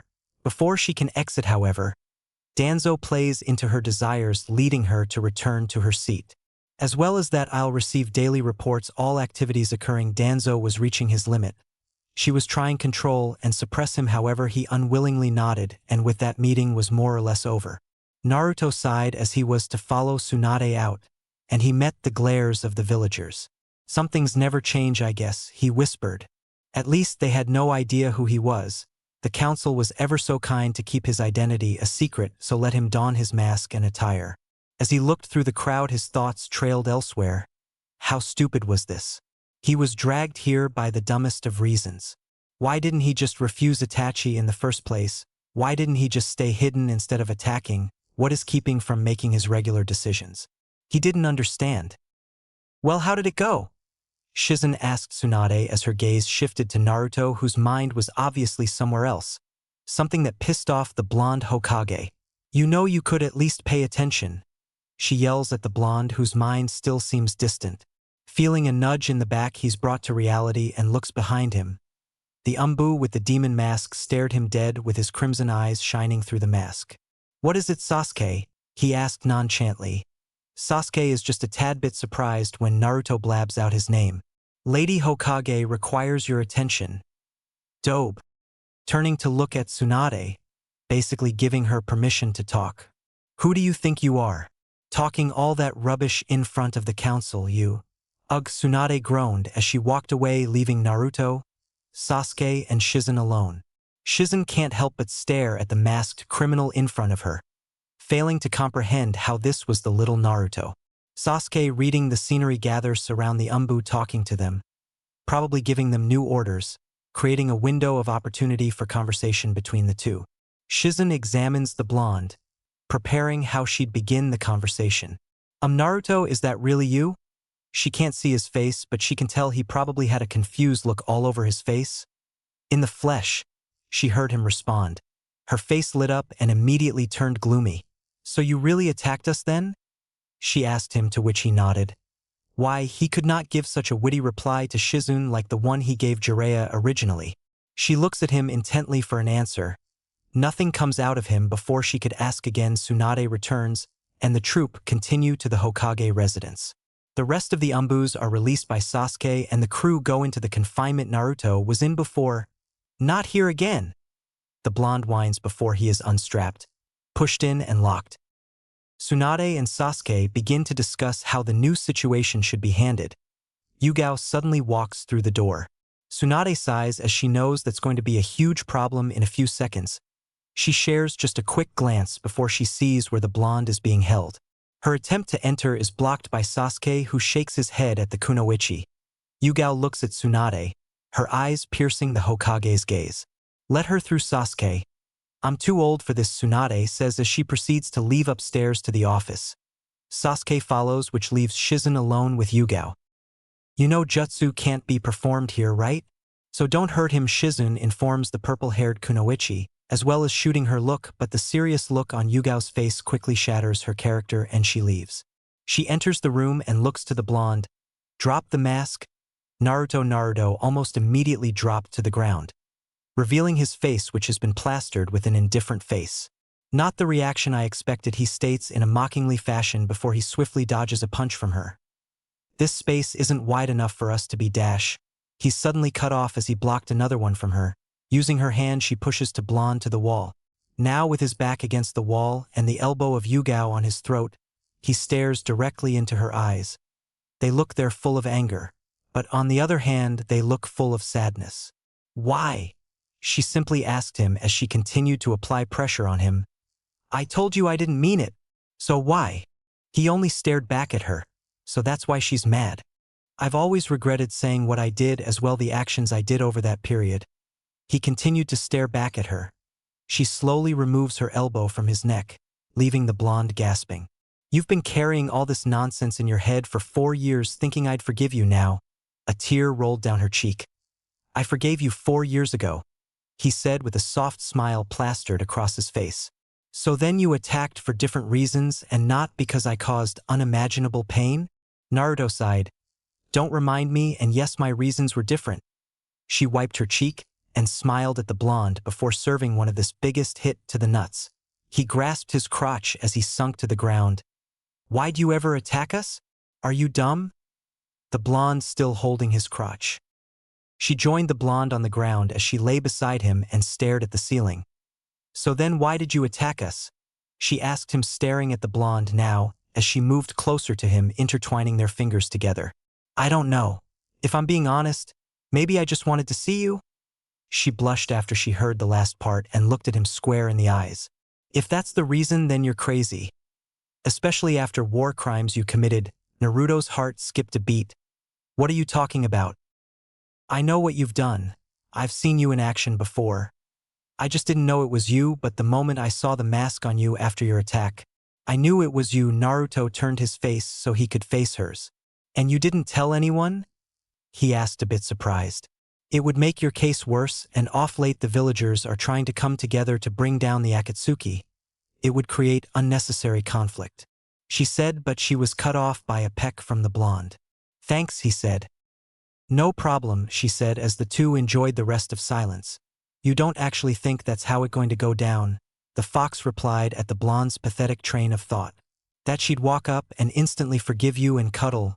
The blonde scoffed as he passed his hand through his hair, looking up at the figure above that intended to approach him. The scenario he played in his head before was probably the best-case scenario for both of them, but things normally don't work that way for him. They watched as Yugao walked past them with Tsunade holding her wrist her back. "Wait! You haven't been given permission by me to go in there." The Hokage says, her grip tightening as everyone draws her attention to her. The purple-haired Kunoichi sends a glare at the Hokage and quickly hears the unsheathing of a blade from in front of her as Sasuke unsheathes and flashes his Sharingan. "Let her go. You get 15 minutes, she says, the earlier to Sasuke and the latter to Yugao. Sheathing his sword, Sasuke spares a little look to Tsunade, and seeing her nod of affirmation, he sheathes it back. Yugao sighs as the grip of Tsunade loses tension. From above, the blonde slumped down against the wall out of boredom, but his eyes flicker as he sees the purple-haired woman making her down. Yugao, on the other hand, was filled with anger and confusion. Was he even the same person? Well, she was going to find out. Naruto grew aware to the dissonance between them, becoming ever closer as seconds went by until he could feel her presence standing over him. The blonde remained seated in meditative position, not moving an inch, not wanting to have an encounter at all, and so shutting his mind off to any outside attacks from Yugao. Standing in front of the blonde and watching him as he meditated, she examined his face, noticing how his hair had not changed in appearance at all, still resembling that of his father. She also examined his increased height and body. Puberty did him good, she stated mentally. She noticed how his bangs covered his eyes, just like back then. Extending her arm, she intends to move them by the side, but her wrist is gripped by the Uzumaki. She noticed how tight his grip was. If it was this tight, then she could imagine how he was able to take on so many of them without fail. The blonde looked up to her, his piercing glare aimed directly at her. She could see the hate and anger in his eyes, but most importantly the power behind them, a glare that showed he would dominate and destroy anybody who stood in his way. "Naruto? Is that you?" Yugao asked calmly. After moments of silence, the blonde nodded and released her wrist from his grasp. "I believe they would have told you that already, hence your reasoning for coming down here," he quipped, noticing shake her wrist in slight pain. "I wanted to find out for myself," she solemnly stated as she bore her eyes into him. "Well then, it was me." A slap quickly made it across his face, one that was too fast to react to. "HPMH," the blonde let out as he stared back at her, not even fazed by her slap. "Are you crazy? Why would you?" Yugao lashed out in anger, fighting the urge to hit the blonde once again, but noticing his indifferent face, she calmed herself down and apologized. "Sorry." I'm sorry. "It's just why? This is your village. Your father's village. Why would you attack it? Why attack us?" She continued to stare at the blonde, who gave no answer. He seemed to be deep in his thoughts, not even paying mind to her. It hurt for him to be back, yet somehow so far away. "Boo-boo," the villagers yelled out as a man cuffed with 2 umbus at his side made it through the village. Naruto turned to look at the villagers as he and Yugao maneuvered through the crowd. The looks they gave the man were not different from what they gave him. If anything, they were worse. You could feel the hostility as some of the villagers began to hurl objects at the man. Yugao wanted to get the blonde out of the vicinity now, as it wouldn't be long before someone spotted the blonde and turned their anger on him as well. Gripping the wrists tightly so much so that it causes him to wince. Unfortunately for her, it was rather sooner that they bumped into a man who immediately recognized the blonde. Well, demon. You see what happens to people like you." Yugao turned them around only to be met by other man. "You'll be joining him soon, demon," the memory played back in Yugao's head. "You'll have to find out when I tell everybody else. And I think your visiting time is over. Next time you come, please do bring ramen," Naruto stated as Kakashi appeared behind her, not even batting him so much as a look. "Yo," he greeted as he entered the room. Yugao shooting him up a glare before taking a look back to Naruto, who had crawled into a ball. She knew that was the end of their talk. The knocks on Yugao's door became ever more annoying to her. She just wanted to drink her sake in peace. She barely ever drinks now, but today more than ever she needed it, as there's no sign of the knocking stopping. Leaving her seat, she proceeds to open her door and is met by a pair of red eyes. "Ah, baby, come here," Kurinai said, opening up her arms, inviting Yugao into a hug. One which she complied in quite easily, as she buried herself into Kurinai's arms and sobbed slowly. The two made their way into her home as Yugao, as her sobs became more tear-driven. "I'm sorry. I just heard," Kurinai said as she comforted her friend. "I don't understand. I don't. Her friend stroked back and hugged her even tighter. Sometimes people change. Even Naruto Kurenai continued to comfort as she passed her through her purple strands. Pulling away Yugao, wiped tears that rolled down her cheek and showed her friend to the table, in which she quickly took notice of the sake available on the table. She decided not to speak on it because she knew in the end Yugao needed it more than anyone. Sitting at the table, she noticed how Yugao sluggishly moved around her kitchen, bringing 2 glasses of water in front her. Meanwhile, "You filthy piece of Sacheti," Anko shouted at the blonde, throwing a punch straight at him. One that he easily caught and gripped upon. However, unlike Yugao, she did not wince, rather throwing another punch at him, one which again he easily caught but was unaware of the snake which shot at him, and quickly unattached himself from her just close enough to dodge her attack. Before she could do more, she notices she could not move something, or someone was restraining her. She looked at the blonde and noticed his eyes were crimson and not their normal blue color. She immediately felt the hand of demon holding her back. So that's what had her feeling immobile, right? The glare the blonde had was the literal embodiment of, if looks could kill. She honestly felt something in her giddy up inside her. "You think you're hot shit, huh? Well, we'll see about that. Get your crummy hands off me, Sasuke." She felt his arms unwrap themselves around her. "You're still too touchy." She winks at the Uchiha before leaving and shooting the blonde a little glare. "Cute relationship," the blonde stated as he passed his hand through his hair. "But won't your girlfriend get in trouble for assaulting a prisoner and you for letting her near me?" "Nobody will know. And she's not my girlfriend," the Uchiha stated as he watched the blonde from outside his cell. "You've been watching me for 24 hours. I'm sure she misses you, however I don't see why she should take out that anger on me. Very Sakura-like. By the way, how did Sakura take your new love?" "Just shut up, you dope." Meanwhile, "Are you certain they received it?" a feminine voice questioned as Big Man signed off documents. He groaned in obvious annoyance. "Don't worry, dear. In about a week or so he will be roaming alone, and then we will have them kill him." "Good. He will regret what he's done." Back with Naruto. "It's been 2 days since Sensei knocked me out. Still kind of bummed about it, but most importantly Itachi lied and tricked him, so he would be captured only for the Akatsuki to announce they're coming after him. Quite improbable, but he'll have to wait and see." But Sasuke had been watching him since he set foot in here. Creepy. If he was going to do that, he might as well bring him food. He noticed the constant flipping of files and paperwork from the Uchiha, and obviously it agitated him, though he never thought Sasuke would lead the Umbu, but it fits him. Not that he cares. "I need the room," Yugao said as she burst through the door, and Sasuke was immediately up and about. "Come on, Yugao." "I don't have the dash." With a sheet of paper in front of him, the Uchiha squints as he reads the paper. He sighs and takes his leave, and now the two were alone again. Not what he wanted. At all. The purple-haired Kunoichi turned to make sure the Uchiha had left before turning and smiling at the blonde, something which really did catch him off guard. "What's got you smiling?" the blonde asked her as she slowly began to go through a bag she must have brought down with her. "Are you hungry?" she calmly asks the blonde. No. "Are you sure? It's ramen." "Yes. You shouldn't be trying to feed your enemy." "I guess you're right." "I am, and what do you want?" "I doubt you actually came here just because of that." "Nothing. I just wanted to make sure you'd eaten." "That's why you needed a warrant from Tsunade?" You know what, forget about I'm sorry for worrying you." Her saddened voice penetrated his heart. "Why did it?" He looked at how she still made her sluggish movements when she was down. More than he noticed her figure as she proceeded to leave his line of sight, and was soon replaced by the image of Sasuke, who could only spare him a quick glance before taking his original seat. "Guessing the relationship isn't working out, huh?" Sasuke asked with a little smirk on his face, but this time his banter did not receive the quip from Naruto. "How can you be casually bantering with an enemy? That's not very Umbu-like." Sasuke also dropped his bantering tone and lay back on his seat before looking back at him with all seriousness.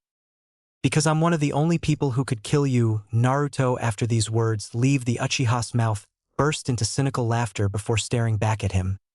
"I was manhandling you even with all the other distractions present. What makes you think without you'd have done better?" Like you said, they are distractions, the Uchiha said before. I was trying to not widen the fight scene to ensure the safety of the villagers. I don't think you had their interest you in head. But I'll admit you've improved slightly. With Yugao before Sasuke comes down. You can go. I'm done. Sasuke noticed the obvious sorrow in her voice and planted a hand on her shoulder. If he's gone. He's gone, you know. You can't force the old Naruto out of him. It's funny coming from you. You believed even though he left he'd never stop being Naruto, and now look at him. He attacked us, and you know what scares me? He seemed to be always in control of the battle, and he must have gone through something that would make him change this much. But we shouldn't let our previous experiences with him judge how treat him. He attacked us, so he's a rogue ninja, and he's been captured, so he's our enemy. Yugao nodded at the Uchiha. His reasoning was right and his judgment was spot on, but sometimes we think with our heart, which overrules all sense of reasoning, and that was what was needed sometimes. Then please ensure the enemy eats, she said, handing over the bag to him. Sasuke took it over from her and watched as she headed out. Lady Hokage, one of the search teams just found the unit we sent out a few weeks ago. They're all dead, Tsunade sighed as she put her paperwork aside to respond to the one-eyed Jounin. And they left another of those signs. To me it doesn't seem like the Akatsuki because no witness ever reported seeing men in black cloaks and there's been minimal damage. I think they're just some thugs, Kakashi concluded. Thugs with an affiliation to Naruto, she stated. We'll have to pass this information to him then, Kakashi said, with the two of them directing their gaze to the third person in the room. She immediately nods, understanding the assignment. After being dismissed by the Hokage, Yugao immediately took the area where Naruto was being held. It had been just about a month ago since he attacked the village and was apprehended. She couldn't imagine it, after all the time he's trained just so he can be Hokage, and now that dream is surely almost gone. Even if he was pardoned for the attack, no one would side him anymore, not with the history behind him. As she drew nearer to the area, she could feel her body stiffen. Her last time didn't go too well with him. He was putting her at arm's length and doesn't know why. It should be vice versa with her keeping him away, but she couldn't do that to him, not again. Look here. It's as simple as it gets. None of you have the clearance to go down there. Yugao overheard the Uchiha explaining the little crowd that had gathered around him. She sighed as she entered the fray as well. What's going on here? She asked the group consisting of Kiba, Hinata, Sakura, Ino, Shikamaru, and Choji.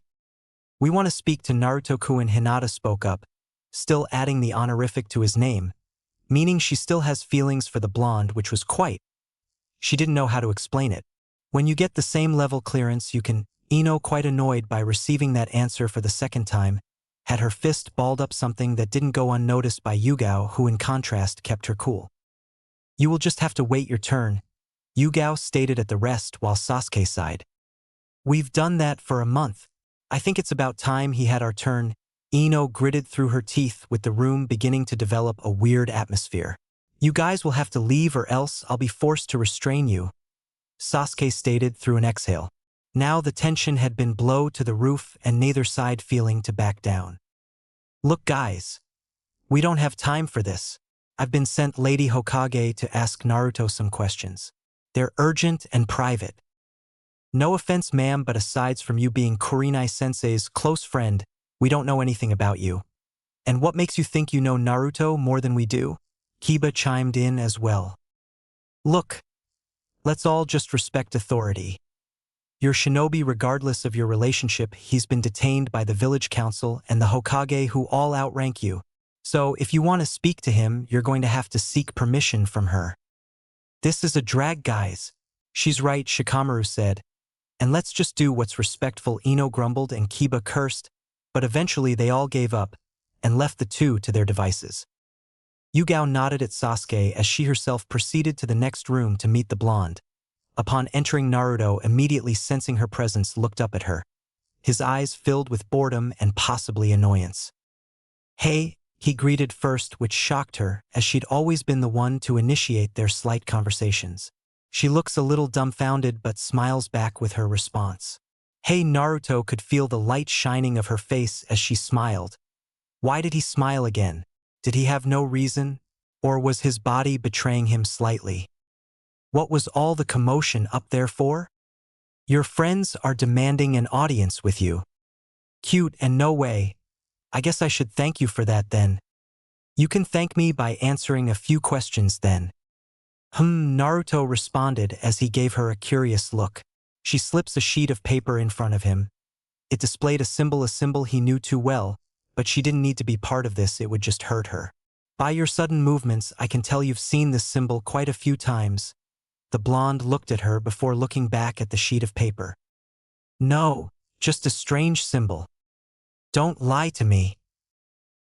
I'm not. A long time ago. That's the offer. Just make sure he's dead by tonight, the giant man said to the blonde. Then immediately a girl with black hair and emerald eyes entered the room with an obvious visage of anger and annoyance. How could you? You don't even trust me, so you wasted coin on some shinobi reject. The blonde threw a glare at the end of the young woman's sentence, most likely at the ending more than anything. We need the geezer dead tonight. You've been trying for weeks now, but it's hard because you're my daughter, the giant said as he placed his arm on her shoulders. If you mess up, everything will go downhill. You said after I had killed him, you'd make me an official member. I want to join you and the rest of the family. Naruto, disgusted by the raw display of emotions, tapped his feet on the ground repeatedly whilst crossing his arms across his chests and groaning at the display.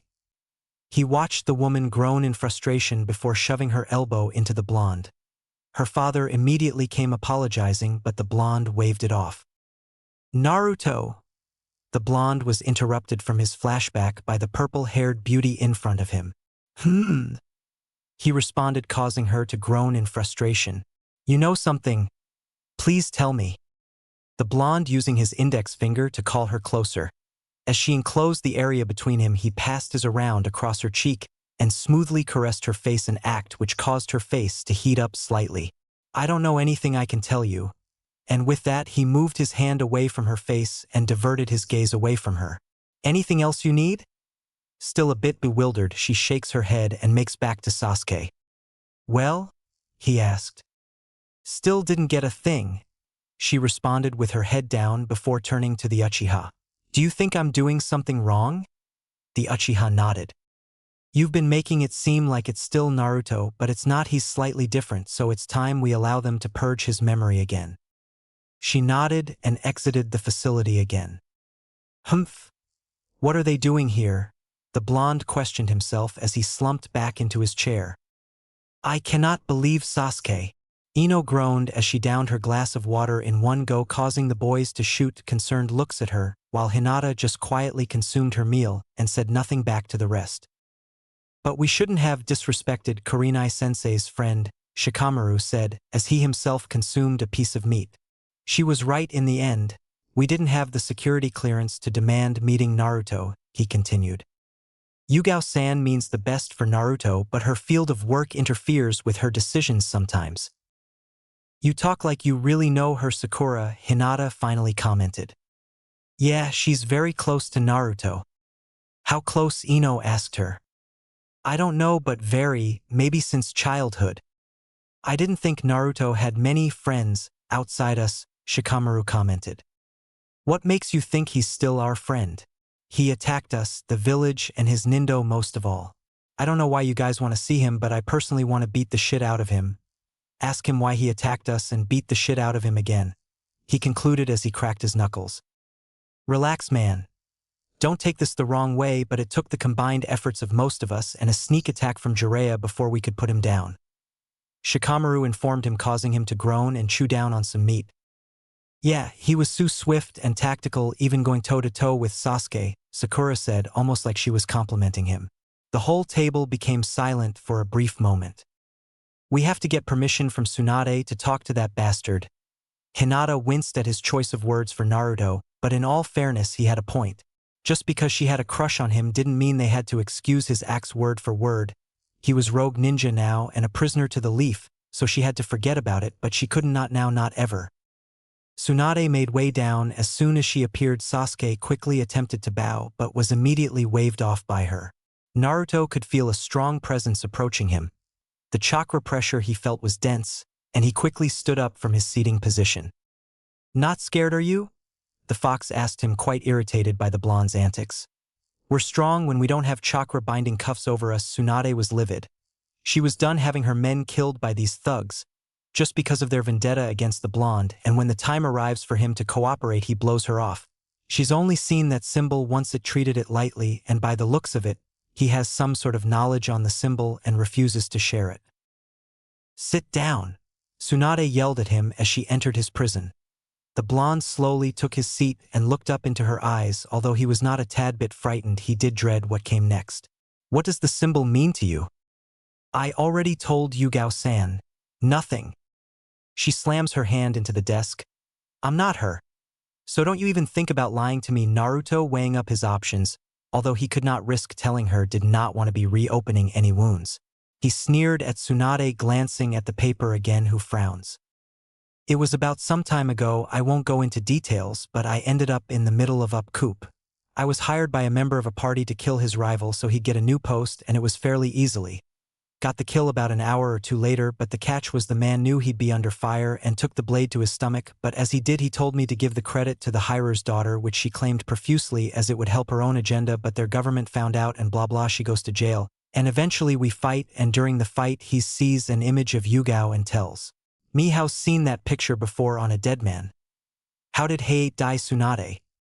He was murdered in a faraway land. After we sent he and his team to kill a Rouge ninja who'd escaped there. It wasn't you, just to clarify things up. How did she take it? I won't lie to you. She was a wreck and buried herself into her umbu work, hoping eventually one day she'd just be killed, but through her friends she got over it.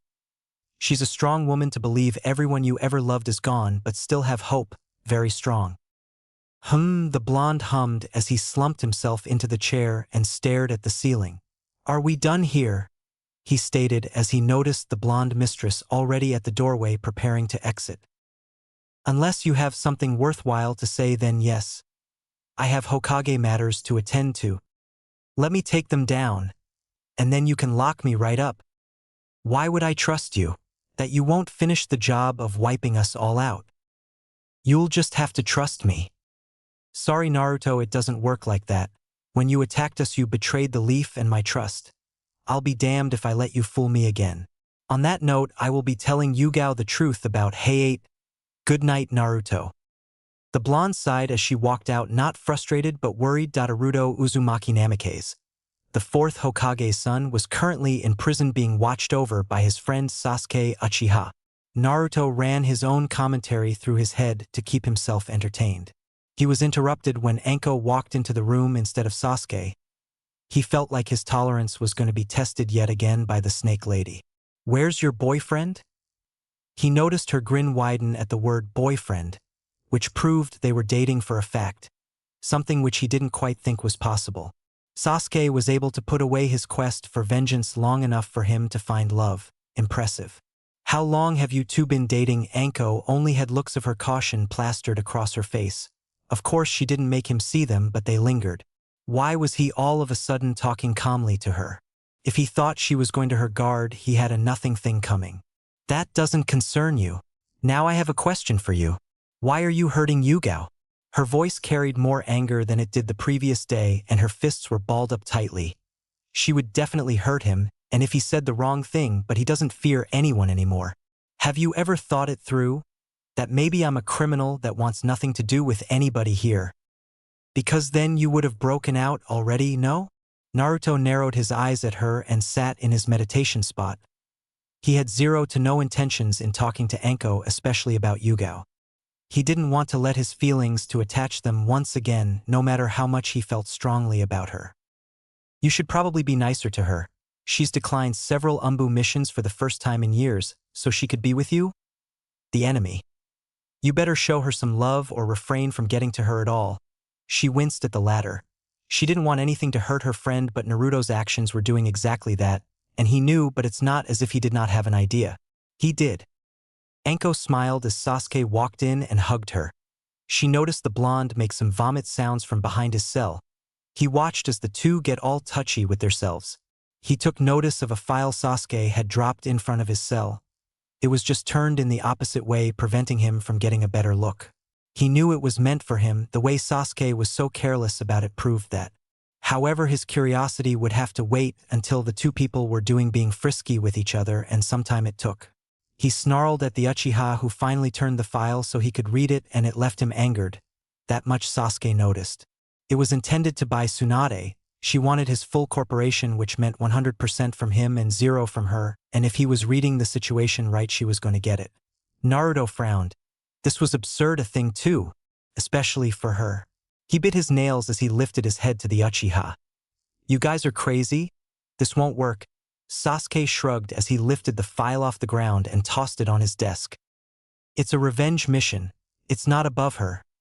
She's a capable shinobi.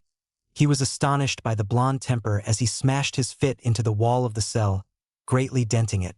Looks like she'll be getting what she wanted. Naruto had been patiently waiting for Yugao all morning. She'd never missed a weekend visiting him. And what's most, she was always on time. They needed to talk, and immediately at that. Yugao looked at the time. She was about an hour late and she didn't feel like going. Not after what Tsunade had planned for him. She couldn't go through with it, but then she couldn't defy her Hokage. Whatever Naruto had and he didn't say is what's causing this.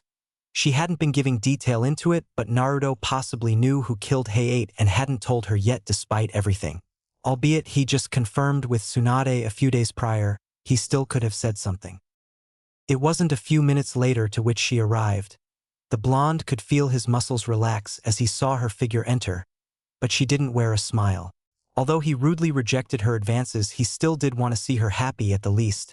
He didn't know why these feelings were coming back, but he knew he wasn't letting her go on this wild goose chase.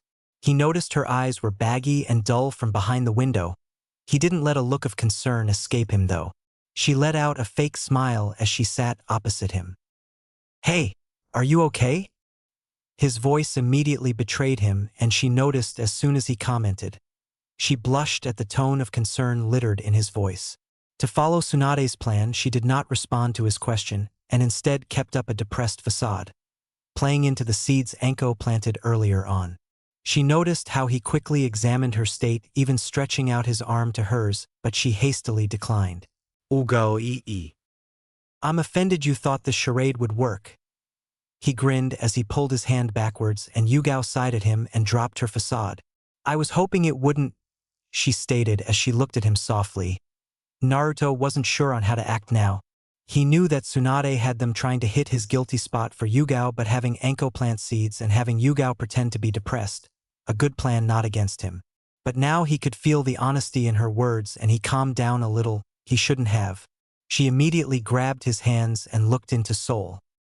I want you to tell me about the people who killed Hayate. I don't have anything to say. Why do you do this? Please just tell me. Not Hayate, but why you're suddenly rejecting everything that has to do me. I'm not doing anything to you. It's all in your head. Then why won't you talk to me? You've spoken to Kakashi, Jiraiya, Tsunade, Sasuke, and hell, even Anko has gotten a nice conversation out of you, but you don't even bother with me anymore. Naruto looked aside. The way he was treating her she would never understand until she grasped the full story, but it wasn't like it was her fault either. It was just him. This better not be another trick. Yugao, I'm sorry, but you do not seem to grasp the situation at hand here. I am the enemy. When I talk with the others, it business strictly, and I don't want to. You don't want to what? Say it. I don't want to look at you. She could feel her heart shatter a bit. Why? Would he say that? The thing I've done. You don't know, and you could never forgive me. I haven't forgiven me. She stood up and pulled him up from his seat. So tell me, I have done some things as well, but I never rejected you. You did it for the good of the village. You didn't have a choice. I did, Naruto said, collapsing back into his chair. Yugao looked at him. He was still just a kid, but he was her kid, her baby. She walked towards him and sat on his lap to hug him. She thought she was playing a risky game, but she felt easy when he hugged back. She buried herself into his neck and whispered close to his ear. I promise you'll always be my Naruto. She felt his body tense a bit, and she adjusted herself so they were facing each other, and she smiled at him even wider when she noticed he smiled back at her. When you younger, the roles would be reversed. This is I'd comb your hair. She giggled as she passed her hand through his hair, an activity she also used to do when they were younger. Now I see you rock a ponytail, very sexy. He hissed as he passed, softly tugged at the hair. She moaned a little but quickly covered her mouth. Her little moan made the blonde smirk and she felt the heat gather on her cheeks. Naruto's hands slowly went down her sides and stopped at her hips. Although he tried to play it off, she could tell he was shy. You're shy about this contact when we've bathed together. Yugao teased him as she purred into his neck and planted soft kisses on them. But that was different, he let out between moans and eventually connected his lips to her neck as well. Her moans seemed to make his member harder as time passed, and eventually she began to rock her hips slowly. Naruto groaned and snuck his hands into her pants and gently squeezed her ass before a huge sigh was heard across the room, causing the two separate from each other. Damn, they were really going at it, Anko said before Sasuke dashed in to drag her out. Yugao was flushed at her friend's snarky comments and turned to Naruto, who looked rather embarrassed, but only for a short moment. Pervert, Naruto shot at Anko as he sat back into his chair and gave Yugao a small glance before closing his eyes, seemingly to meditate. Yugao was just a little bit upset at his decision, but then again she didn't want to rush things with him, and if anything she should be mad at Anko for interrupting. She walked out with Anko, deciding to leave the boys' talk or whatever they do now. Upon walking out with Anko, she expected a grin and pestering from her friend, but ultimately she received nothing. She was now concerned, if anything. Is something wrong? She asked Anko, who stopped walking and turned back to her with a little frown on her face. She hated when she did that silent, judgmental thing. Say it. What was that? We were just. No. You weren't just. You were about to make out with him. Anko yelled at her. She was confused. Why was Anko mad? What does anything that happened in there make her mad in the slightest way possible? Okay, wait. You're mad because Naruto and I were being a little physical. It wasn't a little, and you know it. Look, Yugao. I know that you have missed Naruto.